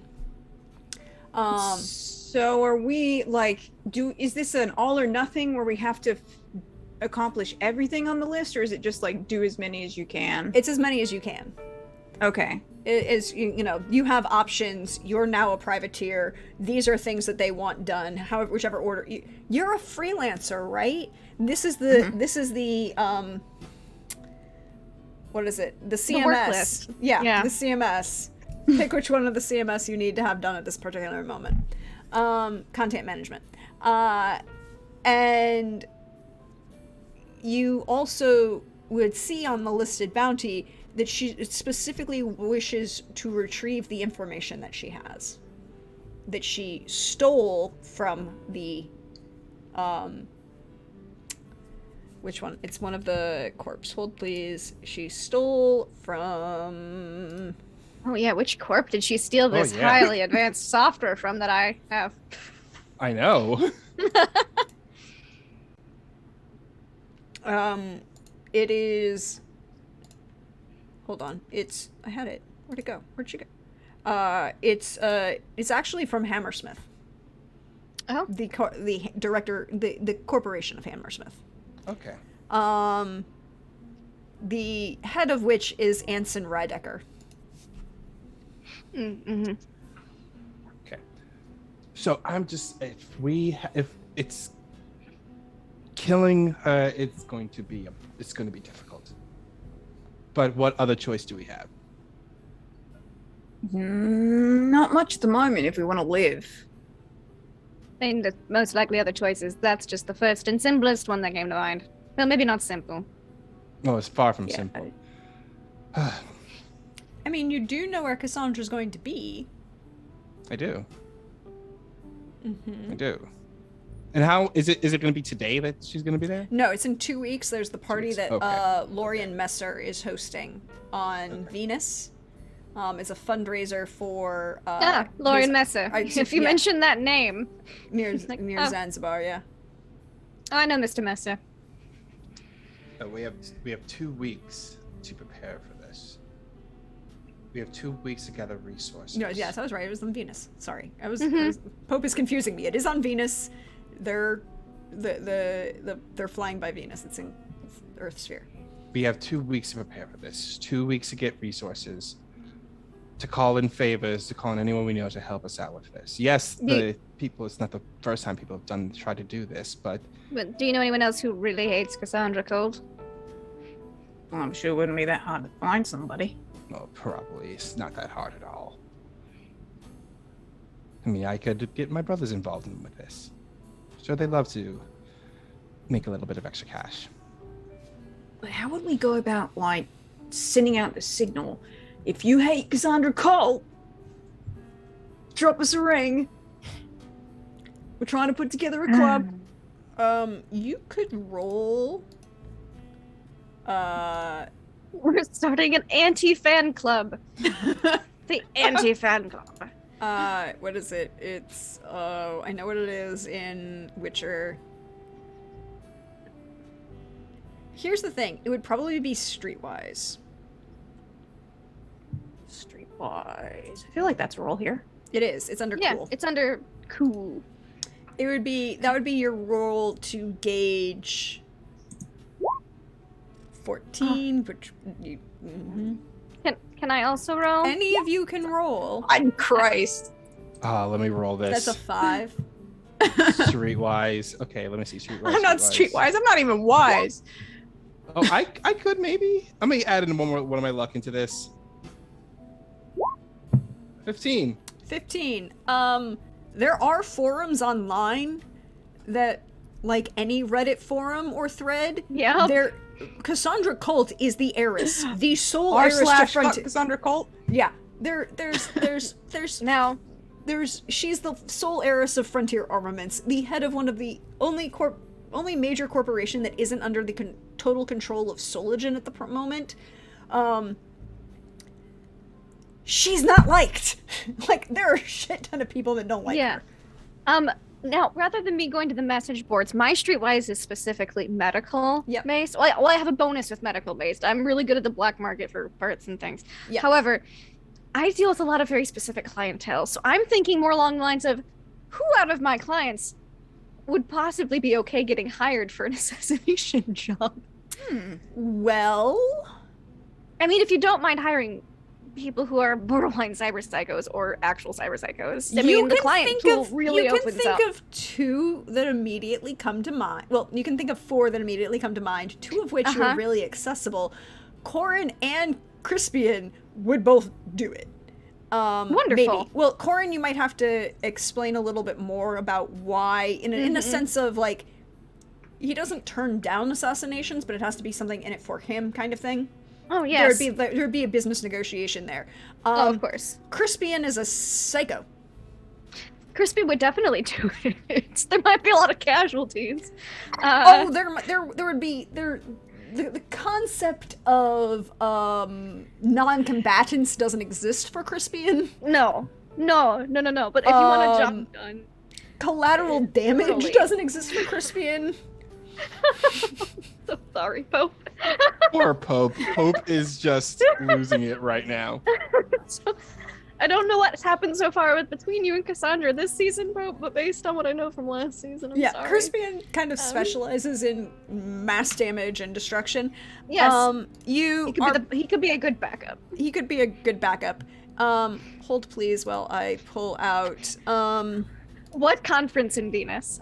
There's a crater where that conference was. And lots of entrails. It's like, what do you mean? There's you know of there was a you know of an individual who used to fly with some Ravagers who would do it. Okay, yeah. See, that's what pretty much I was doing with my Streetwise, is looking up Ravagers who would do something like this. Nice. You can think of, like, you can get a hold of a couple that would do it. Okay. For decent money. But again, Ravagers aren't going to be neat. There will be collateral damage. I am trying to go about it with it like being, look, I want to hire a bunch of Ravagers to make a whole big scene of it. And it's like, all of you, go here. This is your target. Go. That is what I want to do. That is like my whole plan with it. Okay. You can name it. Who's the 4th? You said there was those two guys for the Ravagers. You could get Seamus II to do it. Okay. Oh, okay. If the money is right, he is a very good assassin. Cool. Is the $1 billion I have in my personal family account that kind of good money? You might have to negotiate with Seamus, because he controls Seamus the Second's contracts, but maybe. Okay. I mean, you're calling for a hit on Cassandra Colt. There are people who will take the job, but they're not people who are going to be cheap about taking the job. Oh no, yeah, I get that. Yes. Oh, this is. I don't know how much this fucks up the other group's plans, but I am kind of excited about it because Cassandra Colt is a bitch. She is. She is entirely a bitch. So, and I think is like exactly pretty much like a Smoking Aces style situation right now. Is that Isaiah has brought up all of the people he knows that he could hire for this, and just like pretty much explain that the whole plan is, let's just get a bunch. Wait. Yeah. You have funds to hire. You have. You don't have funds to hire all of them. No, not all of them. But like, how many would we be able to? You can hire 2 really good assassins. Okay. That would get the job done. So yeah, he like put. You can hire a small squad of Ravagers. Okay. And by small squad, I mean like 5 or 6. Yeah. Is there anyone else who's been willing to assist you in planning this endeavor of non-marriage? Other than your brother, who is terrible, apparently.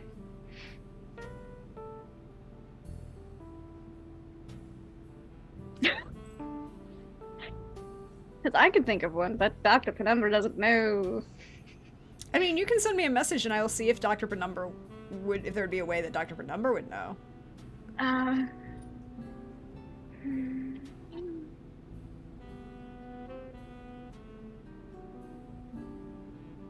If it weren't for a fucking bounty, we might be able to try and rustle up a couple of people on Montresor? Huh? The name of the Tortuga place that we just left. Charybdis. No, Doctor. Damn treasure planet. Doctor, you do know that the captain has been communicating with someone. Okay. You... Captain... Who have you been... Well, Captain Isaiah. Sorry. Who is it that you've been communicating with on this journey? There's been some back and forth. Who, with my brother? No. The person who offered you assistance in helping avoid your wedding. Oh, yes. Well, yes, Yeah. I would play the message for Dr. Penumbra. Yes. So, and you responded to that message. Yeah. So you do have... And he signs it as death, correct? Yes, he signs it as death. Yes. And we're supposed to meet them. Was it today that we're supposed to meet them? They gave you that very nice wedding present, and card, and they did say that they were going to be in the hotel this weekend. Well, they're here at the hotel this weekend. We can meet with them. Yes, you should probably do that. Yeah. Do you have a name other than Death? No? And he like looks at the doctor. Why? Doctor? I have a possible suspicion as to their actual name. Is this a possible suspicion as in this will add more problems on our plate suspicion, or possible suspicion that this will remove some of the problems that are on our plate? Well, 2 out of the 4 people I know who might be contracted to kill Cassandra Colt may or may not be related to this death. Wait, what? In what sense? Like, related, like... If this death... I know that there's some type of, like, 4 horsemen of the apocalypse type thing going on throughout, you know, this whole game or whatever. But one of my patients goes by Pestilence, and I've heard rumors of the other 2. One of these family members, not Pestilence, visited me earlier today for some medical treatment and said that the 4th brother was coming. So this 4th brother may in fact be Death. See. Do you think he will come by your shop as soon as they arrive? Well, I was informed that he might become a patient. I'll be stopping by. Well, I guess we How about you message them and just tell them to... Just tell them that you're here, visiting Dr. Penumbra or something. I don't know, maybe they'll come up. I will pull out my phone and I'll send out a message to them saying that we are currently with the doctor in the doctor's suite. If you know her, if you know them, you know where that is. Mm-hmm. And that's what I send to them. Mm-hmm.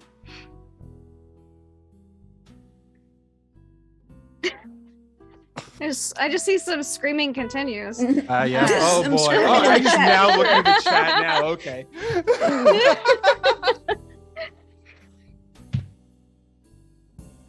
Any other procedures? I was muted. I was saying you don't get an immediate response. You might soon. You might soon, depending on what I get. From Death. Can I get all of you to roll awareness notice, please? I would love to. Boy.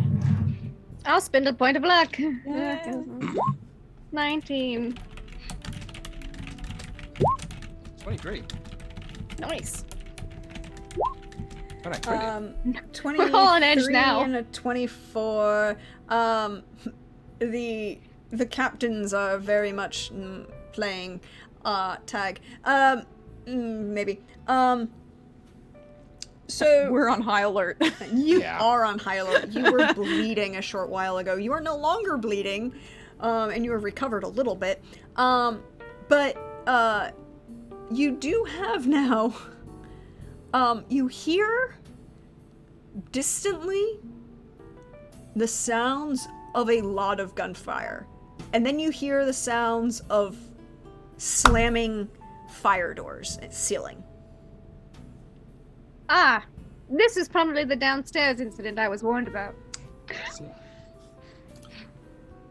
What incident was happening downstairs? Was it a trap set for you? Oh, no, I was just warned by a client that I should not go downstairs in the near future.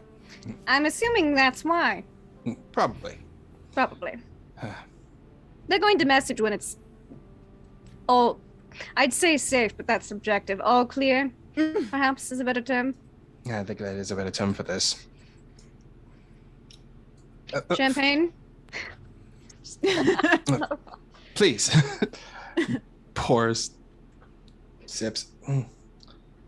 Do we have glasses? Yes, this is a fully stocked suite. By this point, Komal is going to come through, and she's been listening to this whole conversation, raise an eyebrow, walk by the champagne bottle over to the bar, and start pulling out bottles of brown liquor, and be like, nah, we've left champagne and are full and to need something harder. Please, thank you.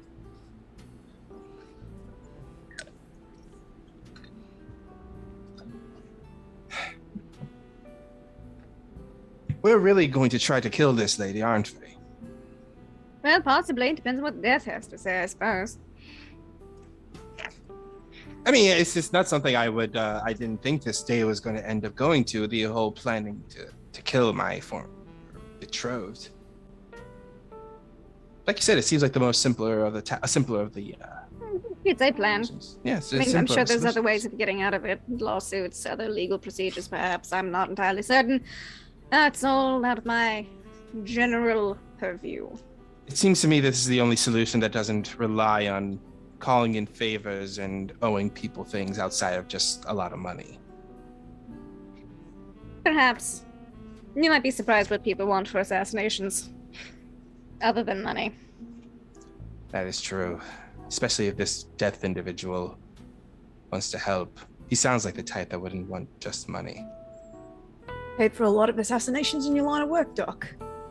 Oh no, I just deal with assassins and assassination victims. Oh, and they just openly tell you the stories like that. Well, when people are at death's door, a lot of them do talk. Ramble, even. I just listen and try to save their lives. I don't always succeed. The distant sounds of gunfire have stopped. Yay! It was a relatively short gunfight, and by that I mean about 4 rounds. Do either of us get a ding? There's another couple minutes, and then there is a ding, Captain Isaiah. Oh, interesting.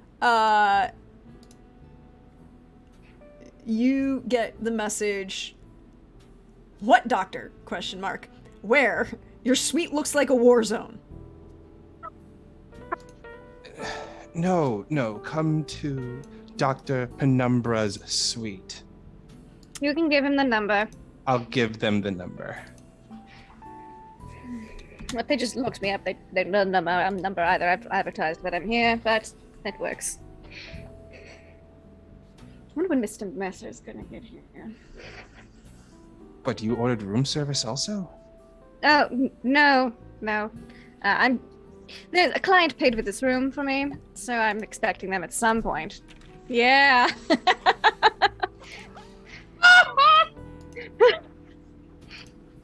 I'm sorry, I'm Pope. How are you?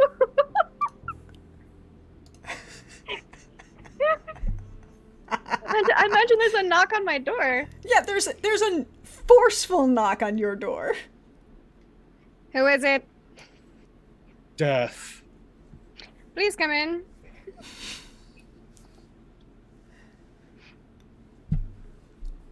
Death.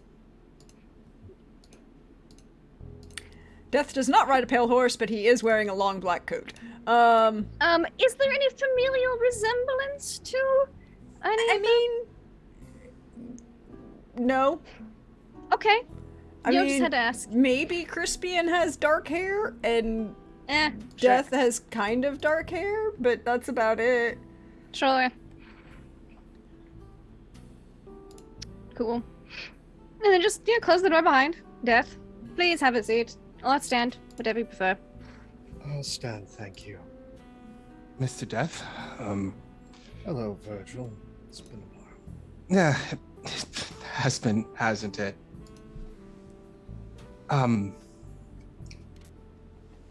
One, thank you very much for the wedding gift. They didn't expect you to find the hotel so easily. You did get the message about being conspicuous, right? About that, I tried to help. the doctor tried to help. You wouldn't let me do much. I could have done a complete facial, reconstruction, but no. I am not going to do We that. could have put it back. The point is, Death, I'm asking you here. I'm asking you this as a friend.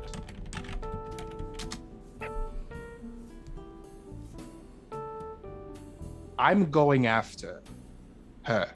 That's the only way we can get rid of all of this, and I mean everything, is if we take her out. You are going to try and kill Cassandra Colt. Mm-hmm.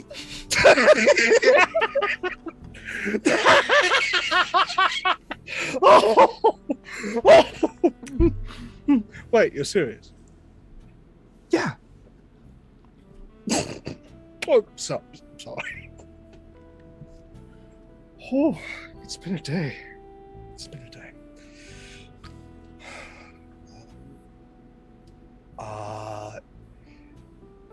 If you somehow succeed, that I will be certain to put together a parade for you. That is the one option. Now there's the other option that I am reaching out to you once again as a friend. This is not business. This is me asking as a friend. Okay. How can you help us get rid of our bounties?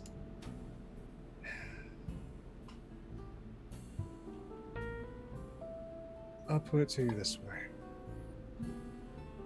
Cassandra Colt and I go way back. And we have been trying to kill each other for about 3/4 of that time.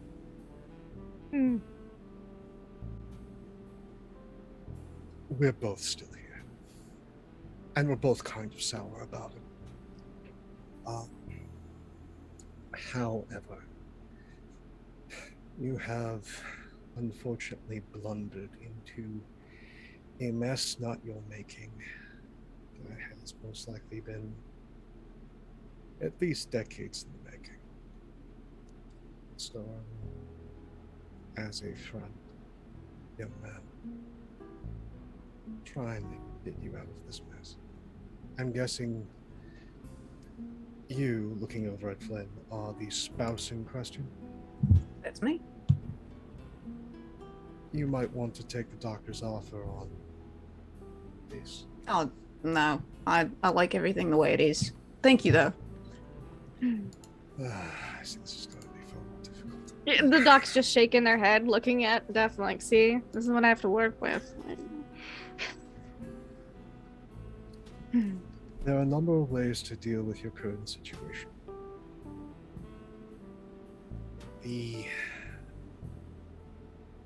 There is an easy way to do this, and then there is a thorough way to do this.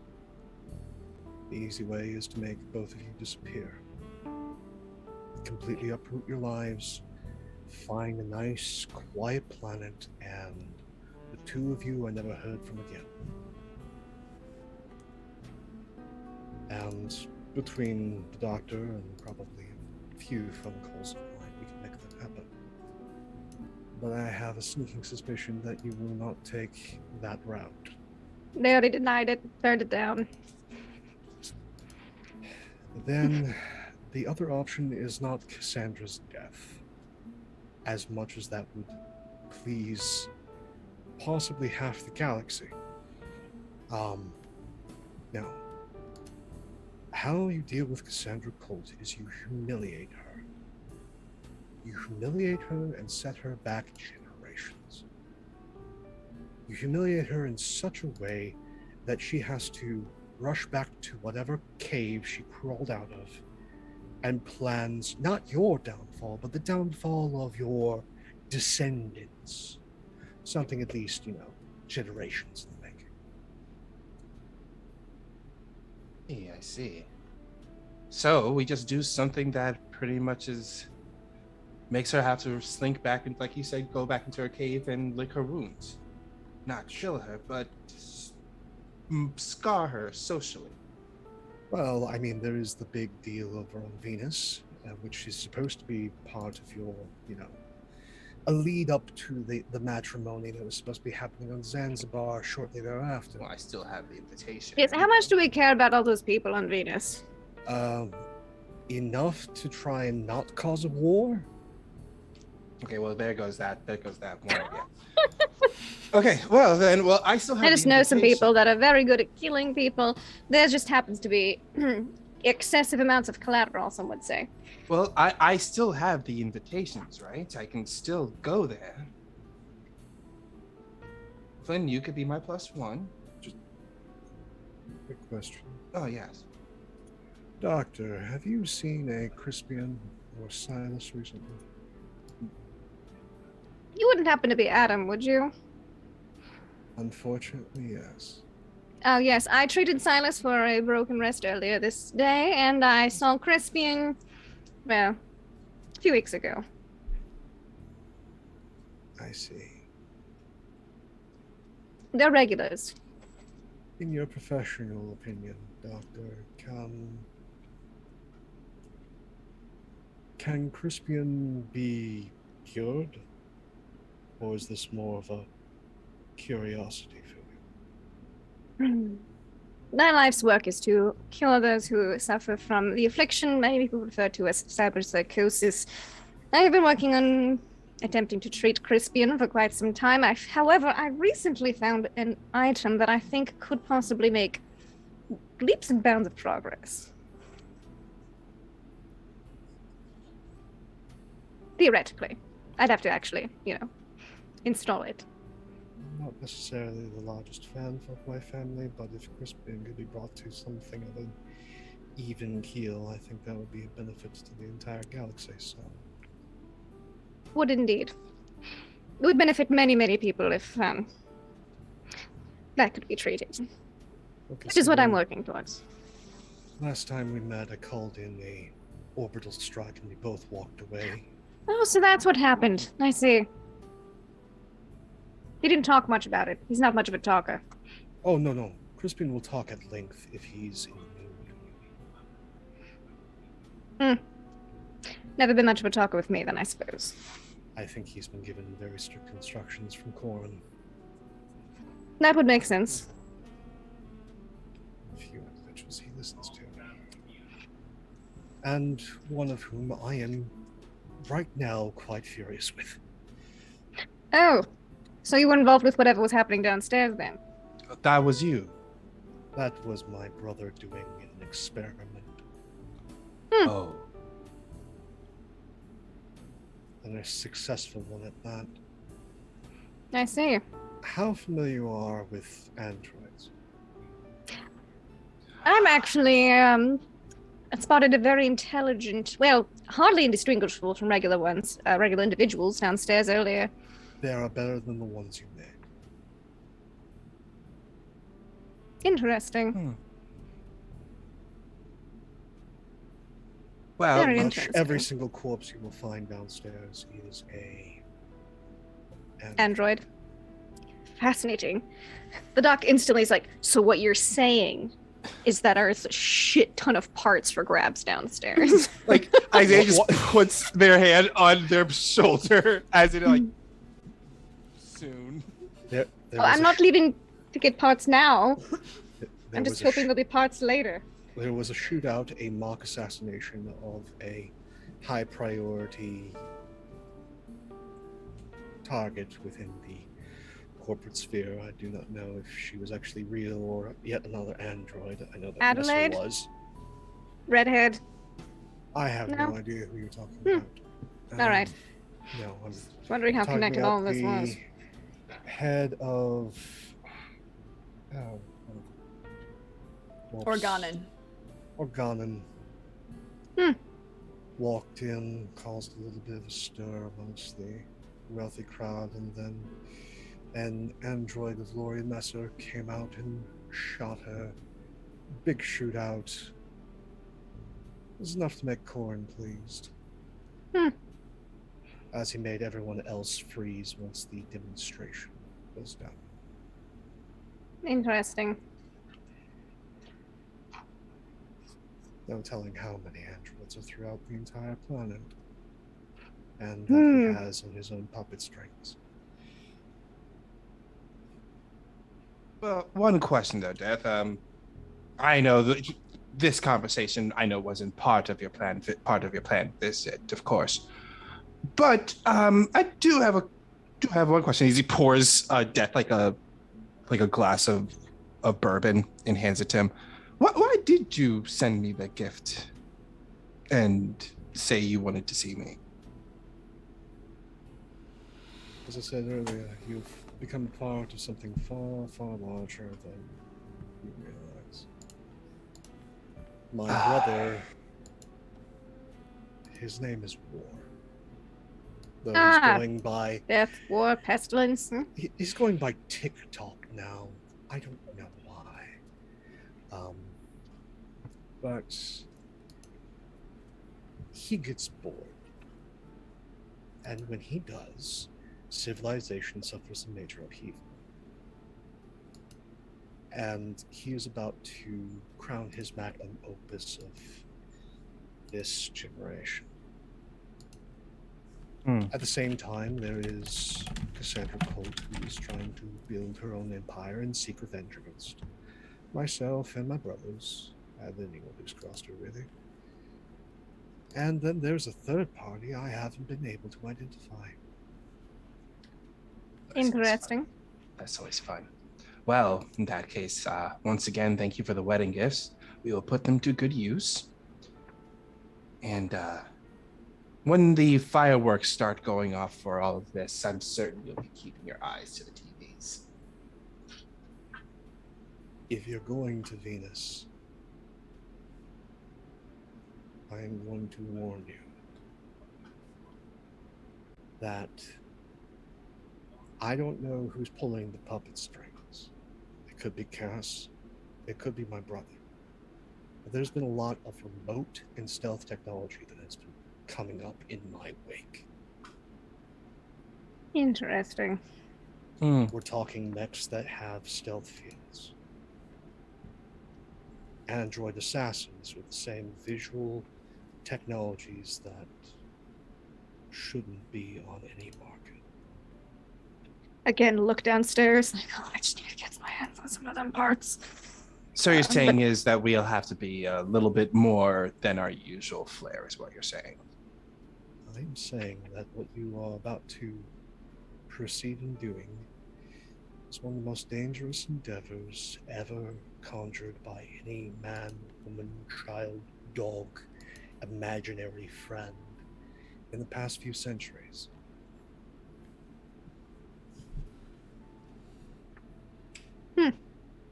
I'm a fan of these odds, to tell you the truth. I mean, what are we going to do? We're just going to try to embarrass her. That's all we're doing, right?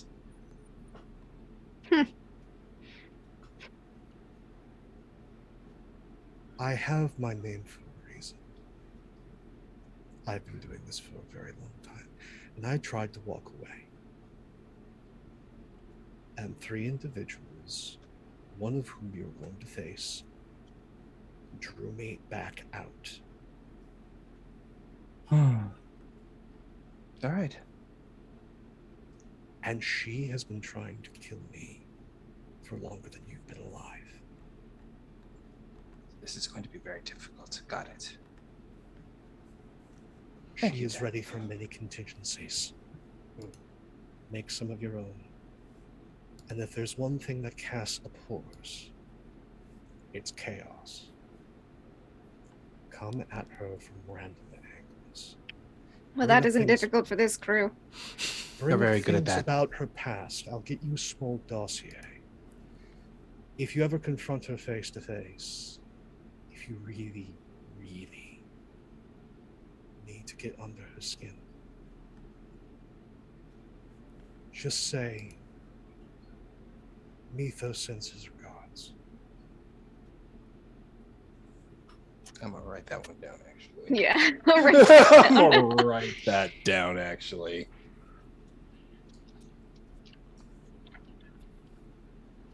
Say it takes a long sip of their drink. Oh, and if you somehow incapacitate her, make sure to remove the head. It's the only way to be sure. Yes, typically. We'll do our best. Make sure you're grounded to something when you do so, though. Ah, yes, I always am grounded. I'll gesture to my, like, over-the-knee rubber boots. Yeah.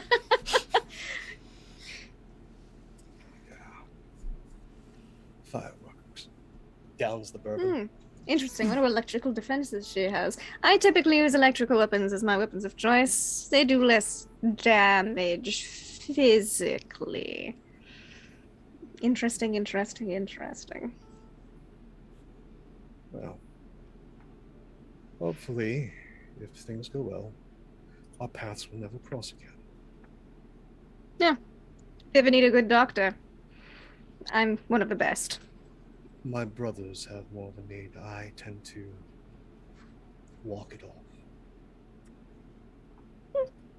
You'd be surprised how much Crispian walks off. I was not anymore. Well, regardless of that, it was fantastic seeing you, Death. Yes. I'll keep in contact with you in our usual means. Oh, and if you didn't already know, if I haven't already met him, Silas was greatly looking forward to your visit and would appreciate seeing you. He says you're fun. Silas was not meant for this world. It's too cruel. Hopefully we'll make a better one.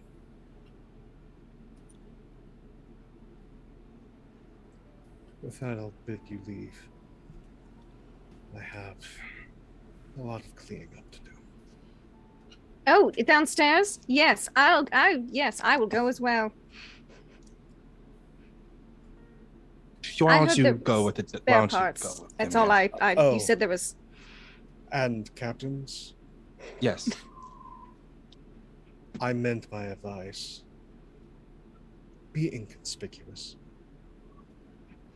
Galaxy's half after you. I grab a big bag. So we're gonna Death and Dr. Penumbra leave the room to go down to the casino. Like, you said lots of bodies of androids, and I heard free parts. Fella, isn't he? Yeah. So, we're gonna go to Venus in a couple of weeks and try to embarrass this lady. It's not as fun as killing her. No, it isn't as fun as killing. It really isn't. But we have some resources. We have some resources we can reach out to and at least bolster our forces in any way possible.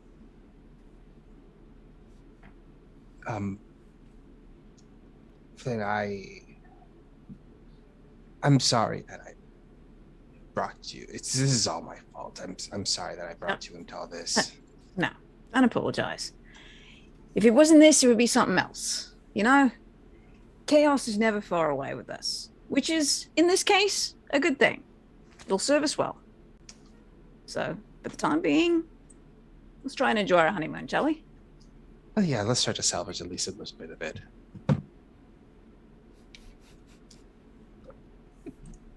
What I said back there, I meant that, by the way. What was that? What I said back there, I was planning on sleeping with you tonight. I meant that, by the way. Oh, well, honeymoon suite's shot to shit, but I bet we could get another room comped. I mean, I don't know if they cover bullet holes in their insurance, but I'm certain if we spoke to the front desk, we could pull some strings. Yeah. And I'll clink my glass against theirs. There's just a side moment of like Como behind like one of the two other bedrooms in the suite, just like watching from the side. And be like, you know, like some messages. Doctor's like, you're getting another room. Yes. No, not in my workspace, please. Don't touch anything. Mm-hmm. I just cleaned it again. Doctor, you and the good gentleman Adam, Death, are making your way back downstairs. Could the two of you... Oh, well, hold on. You're gonna... Pope, can you open the other Roll20? Make it roll. Yeah. So I just need the value so you can roll it manually in this Roll20. Secret Roll20. Well, no, Yeah. I have their Just game. the other. Yeah, the other game's Roll20. And Crossover rather than try and move Adam's character sheet. Look, y'all, this is the real multiverse of madness, okay? Well, it's a multiverse of my madness. You sure you don't want any work done? I've got a lot of parts right now. I have mostly what I need. Could the two of you roll me awareness, please? I would love to roll awareness. I did not roll. I'm too busy thinking about spare parts. For a 10. 17. 17? Alright, because I could open it over here and I see it. Alright, so 17. Doctor, as the elevator doors open, there is a mass of random Oh, it's like people. Christmas. It is like Christmas. But you realize it's guests, dealers, wait staff, what look like security guards, the entire populace of this downstairs of this casino. There's no one human. Everybody here is an android. Everything here is an android. It's like Christmas. You can go ahead and start doing whatever you wish to do. I'm gonna take some parts that look interesting and fun, and definitely like a head, because I need to see if they have skill chips and if that it could be something fun with this new thing that I got today. New toys, new parts. Just like that looks interesting. Oh, look at that arm. Oh man, the hand specifically. Yeah, it's just That one's head got blown open. It looks like, but here's the thing. The way they're standing, the way they're moving, they're all androids, but they look fully human. That's the one I saw. right? No, the one that these are even better. Even more. These, and then you realize you're looking and you're looking and you're looking. Wait, that's the guy we walked by who tried to offer Komal a drink, and that was the front desk attendant. Like, this is wonderful. If I can study these and find out what materials were used, my work will be even more seamless. Oh, yes. Parts. Yes, you can happily service all of the parts, but they look really human, so it's going to look a little weird, and then you start pulling things off and you realize they bleed. They're very, very detailed. Actual blood? As pretty close as you can get. Maybe roll me medicine. I would love to. Then we're gonna go back to the death. Yeah, for the actual thing that should be noticed here, and not just me being like, oh, spare parts 24. 24. It's really, really good synthetic, like what's usually created for blood transfusions for patients. Oh, synthetic, interesting, beautiful, wonderful. I just go at this point. I realize that the bag I brought is not going to be enough, and I just grab one of the trash cans. Mm-hmm. And I just shove a body in there. I'm gonna take it back to my room. We're gonna dissect these things. Adam, your crew is not currently in the casino. You know that. Your crew has already informed you that they've moved out of the casino. As you come back downstairs, you see at that baccarat table that you were seated at earlier, where you found that nice card that your brother left you with an address on it. You see that there's a small flashing red light. Oh no.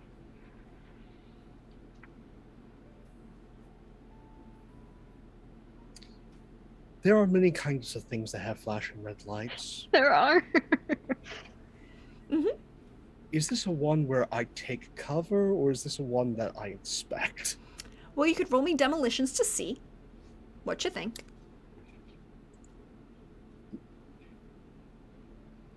Yeah, we'll roll demolitions.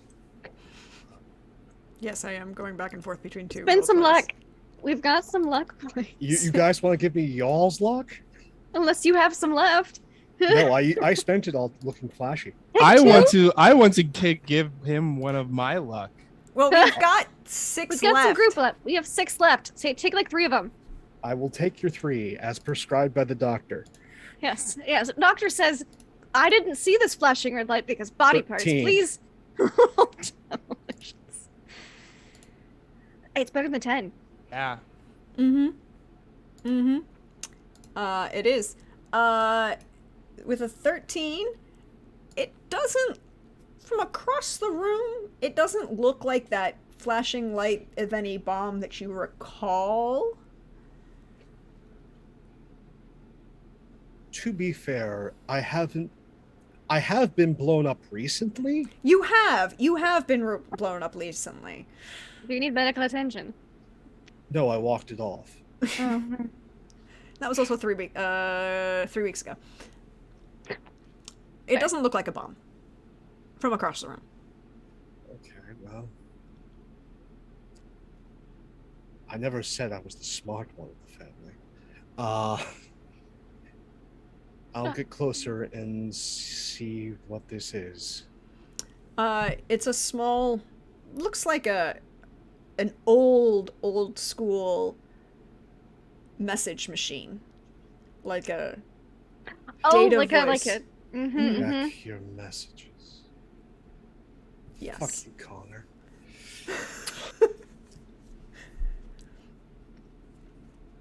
I'll rewind the tape and play it. Beep. You have 3 new messages. Message 1, sent today at 10:43 a.m. Beep. You know, I didn't expect you to just walk through the front door, but it is entertaining.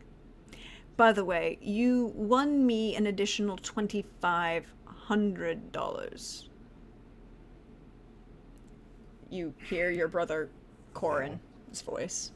Do I hear this as well? Yeah, it's not quiet. I mean, they're the old because we're in the school. lobby. Just I recognize that voice. Okay. And then I wait, and I think, and I go, wait, and I check my phone. I have not gotten the all clear yet. Put my phone back, and I harvest parts faster. You have not gotten the all clear yet. End of message.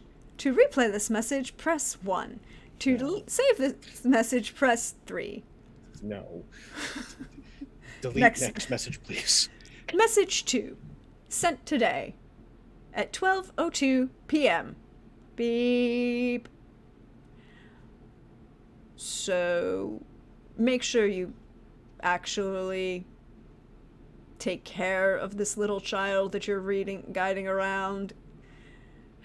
He keeps getting lost, and I'm not going to pay to get him re-kidnapped again. Beep. Next. Message 3. Sent today at 12:42 p.m., which was... What time is it? 3 minutes ago. I could start heading back towards the elevator with my garbage can and my bag. I got enough. I do hope... Final message. Sent today at 12:42 p.m. Enjoy all the cleanup. Do say hello to the doctor for me. They're very pleasant. Also, I would advise ducking now. Closed door. Closed door. Yeah, that's all back. Upstairs. Captains. You feel the building shake. Yeah. But it's not a large, it's like that slow light level one. And then the lights go out. The emergency takes a couple minutes, then you hear the click, click, click of the emergency generator coming on. There's that low level of red and blue light. None of the major lights have come on, but an automated message is, please stay calm. We appreciate your concern. Someone has attempted to EMP the entire first floor of the casino.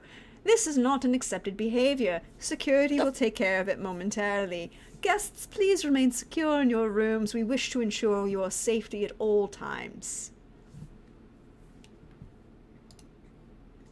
I feel like the doctor's involved with this. What is going on? Probably whatever happened was going on downstairs probably caused that. Oh God, I hope the doctor's okay. Text her. I'll text it, and they'll text the doctor. I said it to text the doctor, but they're okay. Doctor, I'm in the elevator. You are making your way into the elevator. However, I need you to roll. Ooh, wait. You have electronics and cyberware. Oh no! Much more than I do. Actually, no, not inside. I have a cyber arm. Hello, Raiders. Welcome in. The doc doesn't actually have as much cyberware as some people would think for the amount of work that the doctor does. So I need you to roll. First of all, I need you to roll. What is it? I guess it's going to be electronic programming. Is going to be programming your defensing here. Sure, I roll programming. Yeah, because don't worry, it's not a bomb. No, it's an EMP, which is why as soon as I was like, wait, message through elevator, running for the elevator to get in. Because shielding does help. Shielding does help, and an elevator in this building is definitely shielded. Exactly, which is why I was like, I gotta get to the fucking elevator. Yeah, we're gonna do I didn't get the off. all clear text. Yes, sure. Would y'all mind if I spend some luck points from the luck pool? Oh, No, go ahead. How many are you spending, just so I know? You've got 4 left. 4 left. Spend 2 or 3 of them? Mm-hmm. I would say use 2. Use 2 if you need to, yeah. I will use 2 and I'll use the last of my luck as well.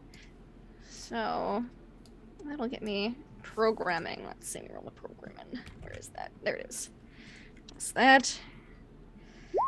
22. Oh, nice. You rolled a 2, y'all. So it's a 20. Is this Oh. because I realized I rolled in the wrong roll 20, but the 20 that's is okay. what you needed to beat.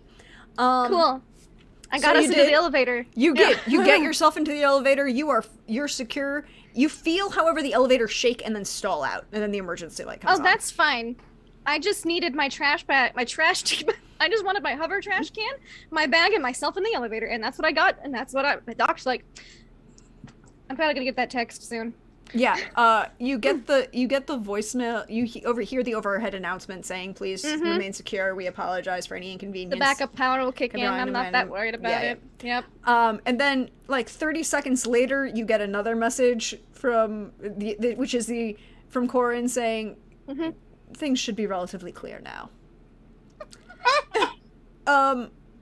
Thank you. I just say thank you, and I assume it was either an explosion or EMP. Either way, everything in there is now garbage, so I'm so glad I went downstairs when I did. Yeah. Adam, sorry, buddy. Hey. I need you to roll me first athletics or a dodge, your choice. Oh, that's choice. That's definitely we're going to go with dodge.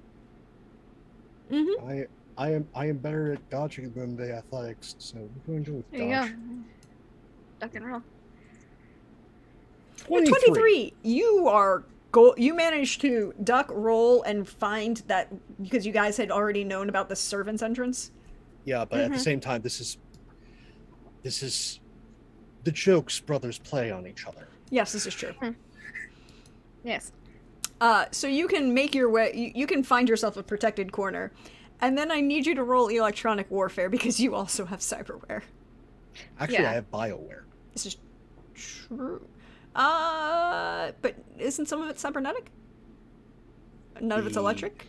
No. No, none of yours is electronics. That's right. Yeah, I just had a cyber arm and a tool hand, so no. I have the platelets, the enhanced breathing. There you go. Yes. Yeah. All of my stuff's bioware. All of your stuff is BioWare. That is correct.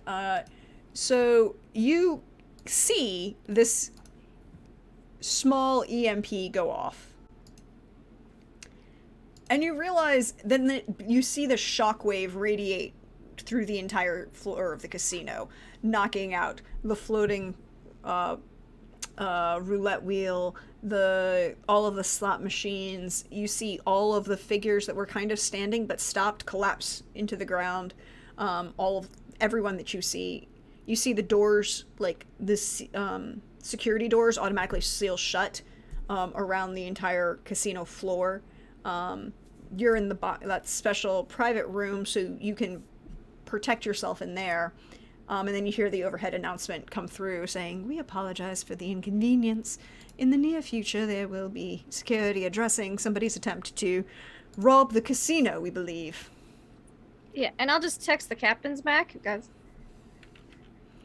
Made it to the elevator in time. See you soon. I guess they're fine then.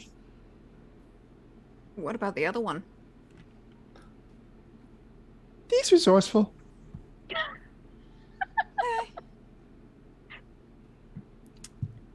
And I assume once emergency power kicks on, the elevator will go back up, and I can roll back in with my garbage can in my bag.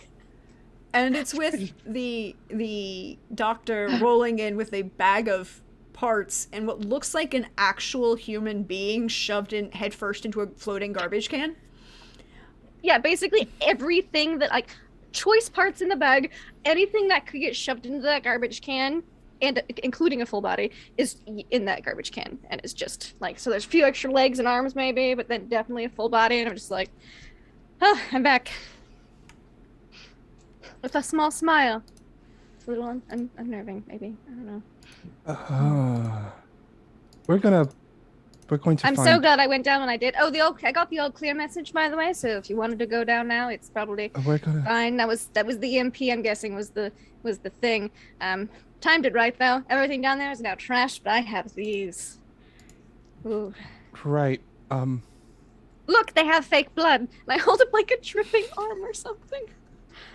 We're going to find a room to sleep in tonight since our suite there's a couple. If you would like one of them. This is a suite, so there's, Como, I'll just bunk with Como tonight. maybe it's best that we all stay in the same space. No. Oh. We're gonna leave. Oh, I'm going with them. Just let me know where you all are so I can check on you. You already got shot at in one room. Maybe on this floor nearby. But that's what we'll try to do. All right. Do you need me to book it for you because you're very recognizable? Actually, that would be helpful. Right. I'll book another room for you all. Could you please put that on the table? And I'll just gesture to the... I pick it up. I'm like, I look over at Flint. I just put it over on the table. Just on the table. Don't just touch an it android. Don't absolutely necessary. And with that, we're gonna end for tonight. Thank you. There's so much dissection to do. You do. You have a lot of dissection to do, a lot of reprogramming to do. The captains get to have some fun by themselves. Well, look how nice this day's been. Yes, and thank you, Pope, for jumping in and joining us. Yes. Thank you. Thank you for joining us, Pope. We're glad you felt up to it. Hey, I love this crew. Like, even though it's not mine, I love this crew. It is a great one. So why don't we go around? Thank you again, chat, for being there. Thank you, Jim, for that raid coming in at the end. We appreciate you guys, everyone there. We're gonna go around, let everybody say who they are, where you can find them online, and share some love for today. Why don't we start with our last edition for today with Pope. Hey, Pope. Thanks for coming in for Game 2 after we saw you earlier for Game 1. Thanks for having me. The conversation between Death and Virgil was a long time coming, and I'm glad that we could have it. It was. I just loved the amount of frustration on your face the entire time. You didn't see him earlier, and the level of frustration on his face earlier. Sorry. I'm not. I will give you not very much, but I will give you this as to what's been going on my side of the verse. If you didn't catch the earlier episode, Prax went out of her way to get a special guest. I did see that Dawn was playing your brother. I saw Corin. that, yes. Yes. I didn't watch it. I came in at the end, but Fry. knowing Dawn and knowing Corin, I was like, oh no. Yes. Donathan Fry as Corin, also known as War, also known as Kronos. So, yes, if you want to see me in a prescription drug-fueled haze trying to match wits with Donathan Fry and failing terribly, as his dark and terrible machinations are going to hurt us all, definitely catch that.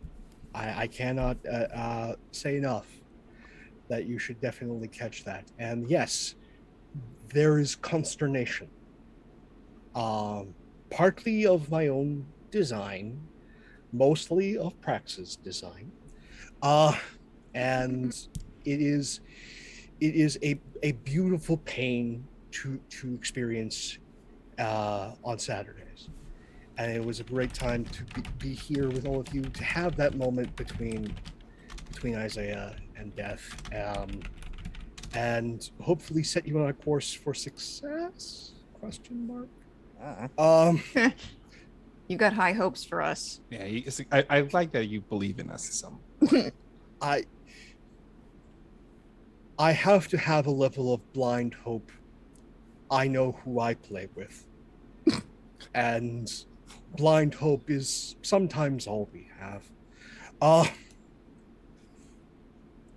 And that is very much more at me, because I do such ill-advised things in this game. Like call an orbital strike on yourself to try to take out your brother. And fail at that. Ooh, I patched up. And fail to kill said brother with an orbital strike. So I heard he rolled really well. That may be the case, but still, when you're dealing with Master Chief level problems, you have to take what hope you can get. And no, it's been an absolute delight. I am so sad Pooja wasn't here to just like I know. Mm-hmm. Oh. Like everything that Kamal has been scheming, plotting, hoping will happen, got so very close. And I really think that there needs to be an I Hate Adelaide counter. I will keep track of it. No one else does. Please do. As I despise that woman. Because I feel like I know her.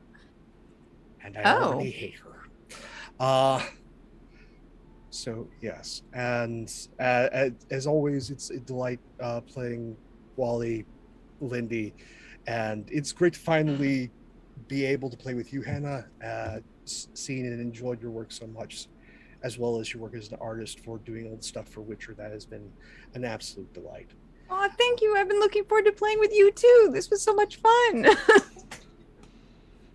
But yes, no, thank you all for an absolutely lovely evening, and if you're here now, beautiful audience, definitely check out, if you aren't up to date with everything that these wonderful people are doing. They're amazing storytellers all, and they are worth researching, finding not just this work, but their other works, because they're all amazing people. And as for me, I have been Pope Worldbill on Twitter, Pope Worldbill on Twitch. I lurk in all your streams. If you want to see more of my ridiculous face, follow the Twitter. The announcements will go out per day.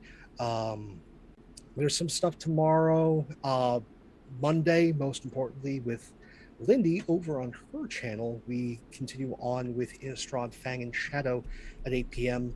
I have all the prescription drugs. I am feeling better. We are going to go hell or high water. And I am looking forward to, again, dragging Nuggetsaurus slowly into a pit of madness as the rest of the cast have no idea of him. No idea. But we're having does. So much fun.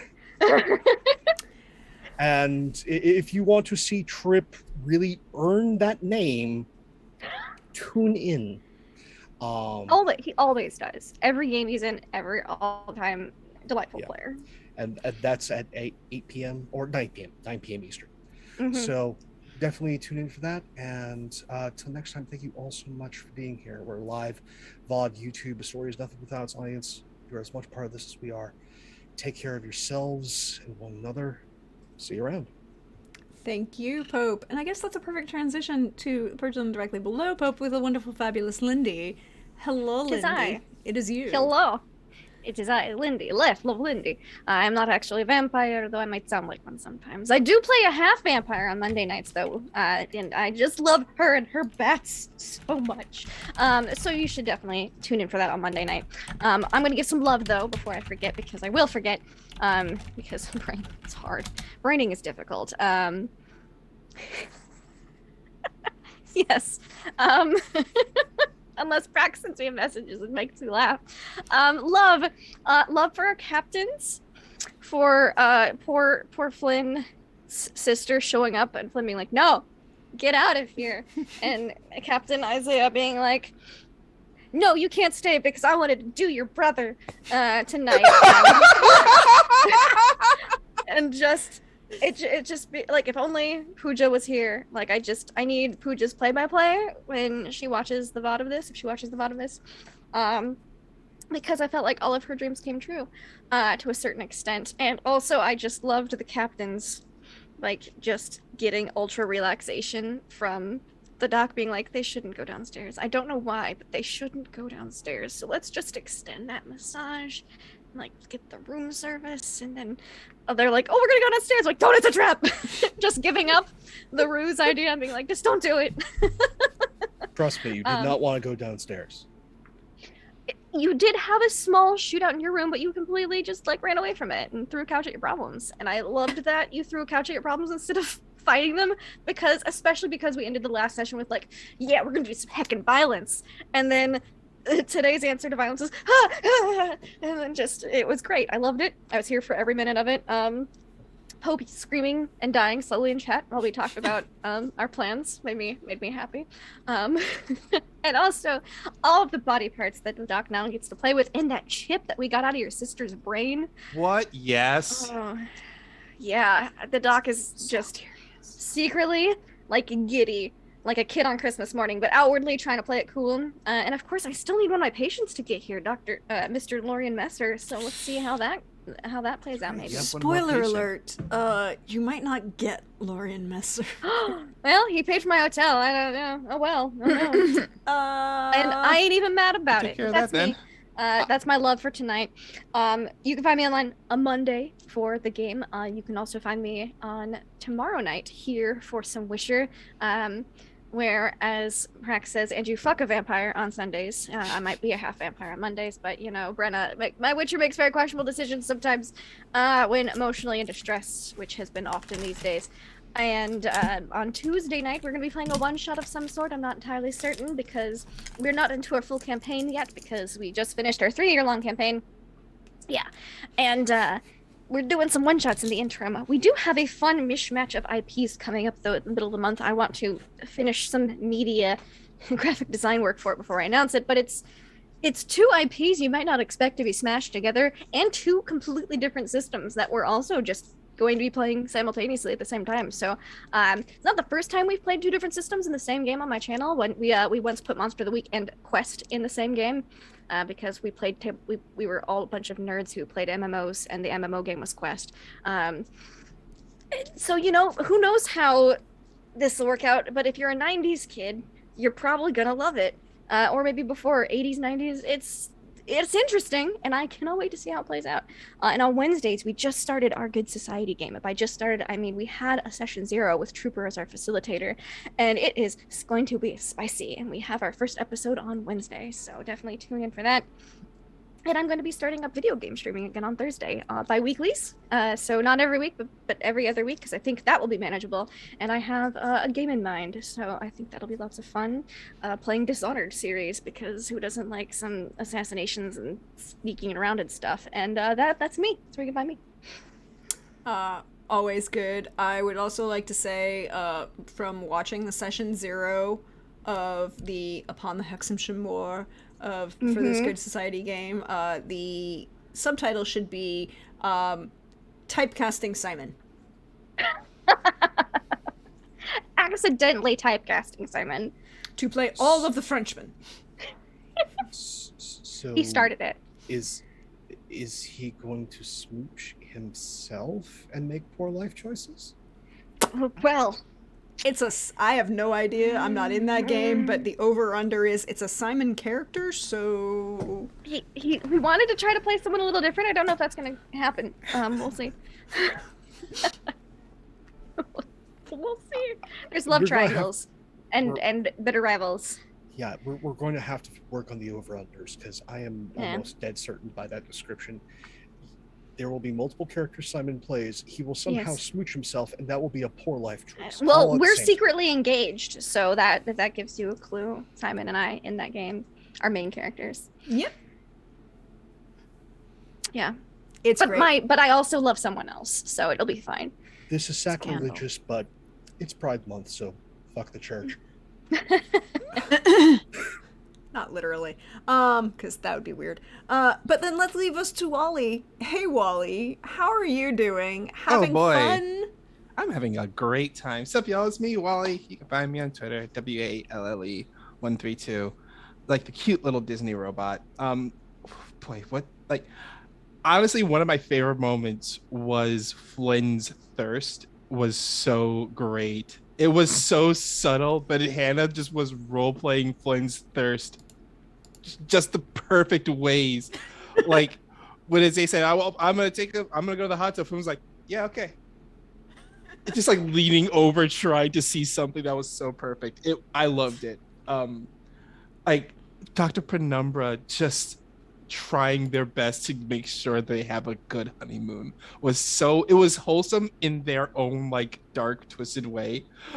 I loved it that they followed up. The text was like, I just really wanted you guys to have a relaxing evening. And that, I don't know why, but that hit because it's something you wouldn't expect the doctor to say, because the doctor like is normally like very cold and calculative, but the fact that they went out of the way says, I was trying my best to make sure you were having a relaxing evening, that hit for some reason. Like, oh wow, the doctor really cares. That was a really sweet moment. But if you ask the doctor about it, they'd be like, I just, I'm the one who's to deal with your blood pressure levels, exactly, so I can't let this get out of hand.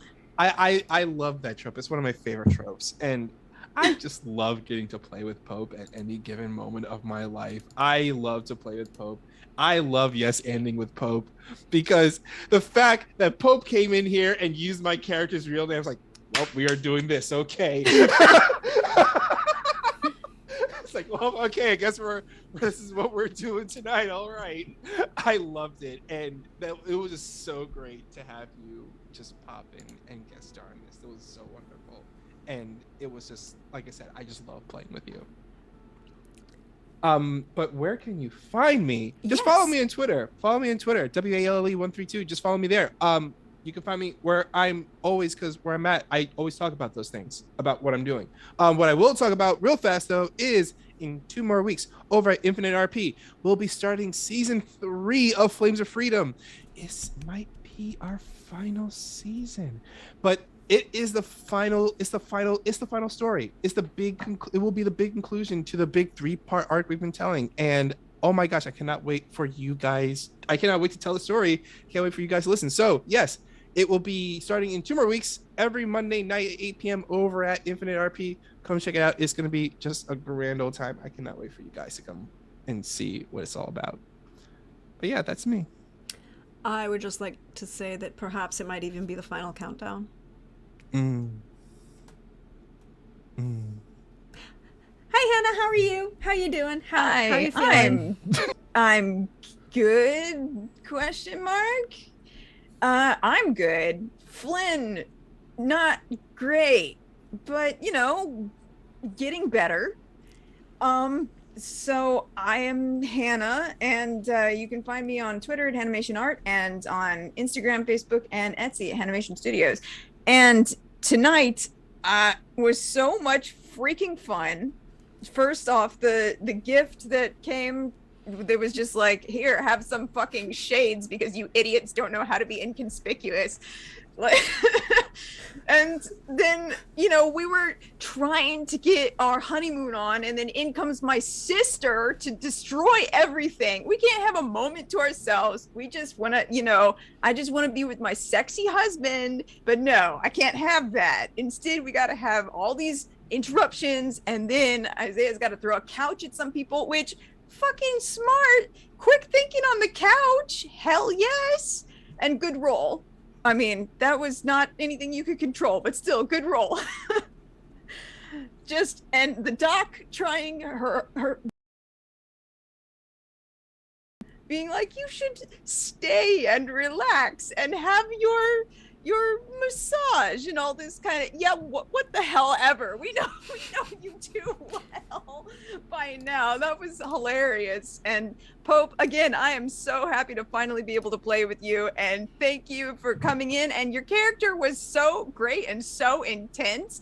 Flynn was freaked the hell out. You did such a good job portraying him. I'm so excited. I hope that we get to see you again in this game. Maybe not. I don't know. Either way, I'm hoping for it, and I appreciate the time that I did get to spend playing with you. So thank you so much for stopping in, and thank you, Prax, for continuously torturing us and not letting us have a moment's peace. And for the bickering with my sister, which I very much enjoyed. That was a great bit of repartee. So thank you so much for giving me that gift tonight. And you can find me over on the Wandering Society channel on Thursday at 8 p.m. for the finale of Inspectors, which is our like Ghostbusters with the serial numbers filed off. Pooja is also playing in that one. I think she'll be here for the finale. I think. I don't know. I don't know what her schedule is. She's all over the place. You know, she is in high demand. But then you'll find me next Saturday, 1 p.m. Eastern, on the Wandering Society channel again for more Scion. So that's a lot of fun. And otherwise, I am just around. You can see where I'm going on my Twitter and whatnot. So thank you so much for having me here. It was a lot of fun. Thank you for being here. Thank you again, Pope, for jumping in. Thank you, all of my regular players, for being here, because you're all fabulous, and I appreciate every single one of you. Thank you, chat, for being here. I really appreciate you. If you missed out on the earlier portion of our double header of Mekton, you can either check the VOD, or you can check the YouTube, because all the VODs go up on YouTube. Oh, hi, Trooper. Hey, we see you, lurking over there.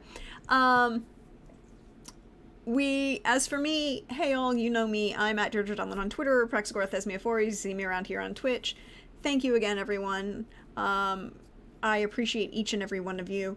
As for me, and I want to say, just, you know, I really appreciate everyone who enjoyed and kept upbeat and helped me get through what amounts to 6 hours of DMing. It was a great deal of fun, and I'm glad you all had fun. As for me, we'll be back here tomorrow, 8 p.m. Eastern, for Witcher Roads Home. I would just like to say that a certain person who has just joined chat might have a small problem, because that certain individual who just joined chat perhaps decided that running away from everything at full speed while having sepsis would be a good idea. And set them into a septic coma. See, I was with you until the sepsis part. Like, running away from your problems at full speed is a viable solution. That sounds like but not while you have sepsis or septic shock. Yeah, the sepsis is bad. Like running away from my life problems at high speed. That's a Tuesday. Yeah, just consider your physical condition when you do so. And then, so yes, check that out. There are people... Oh, Trooper's response. There's nothing wrong with being in septic coma. If comas work for Erica Kane on General Hospital, it can work for my PC.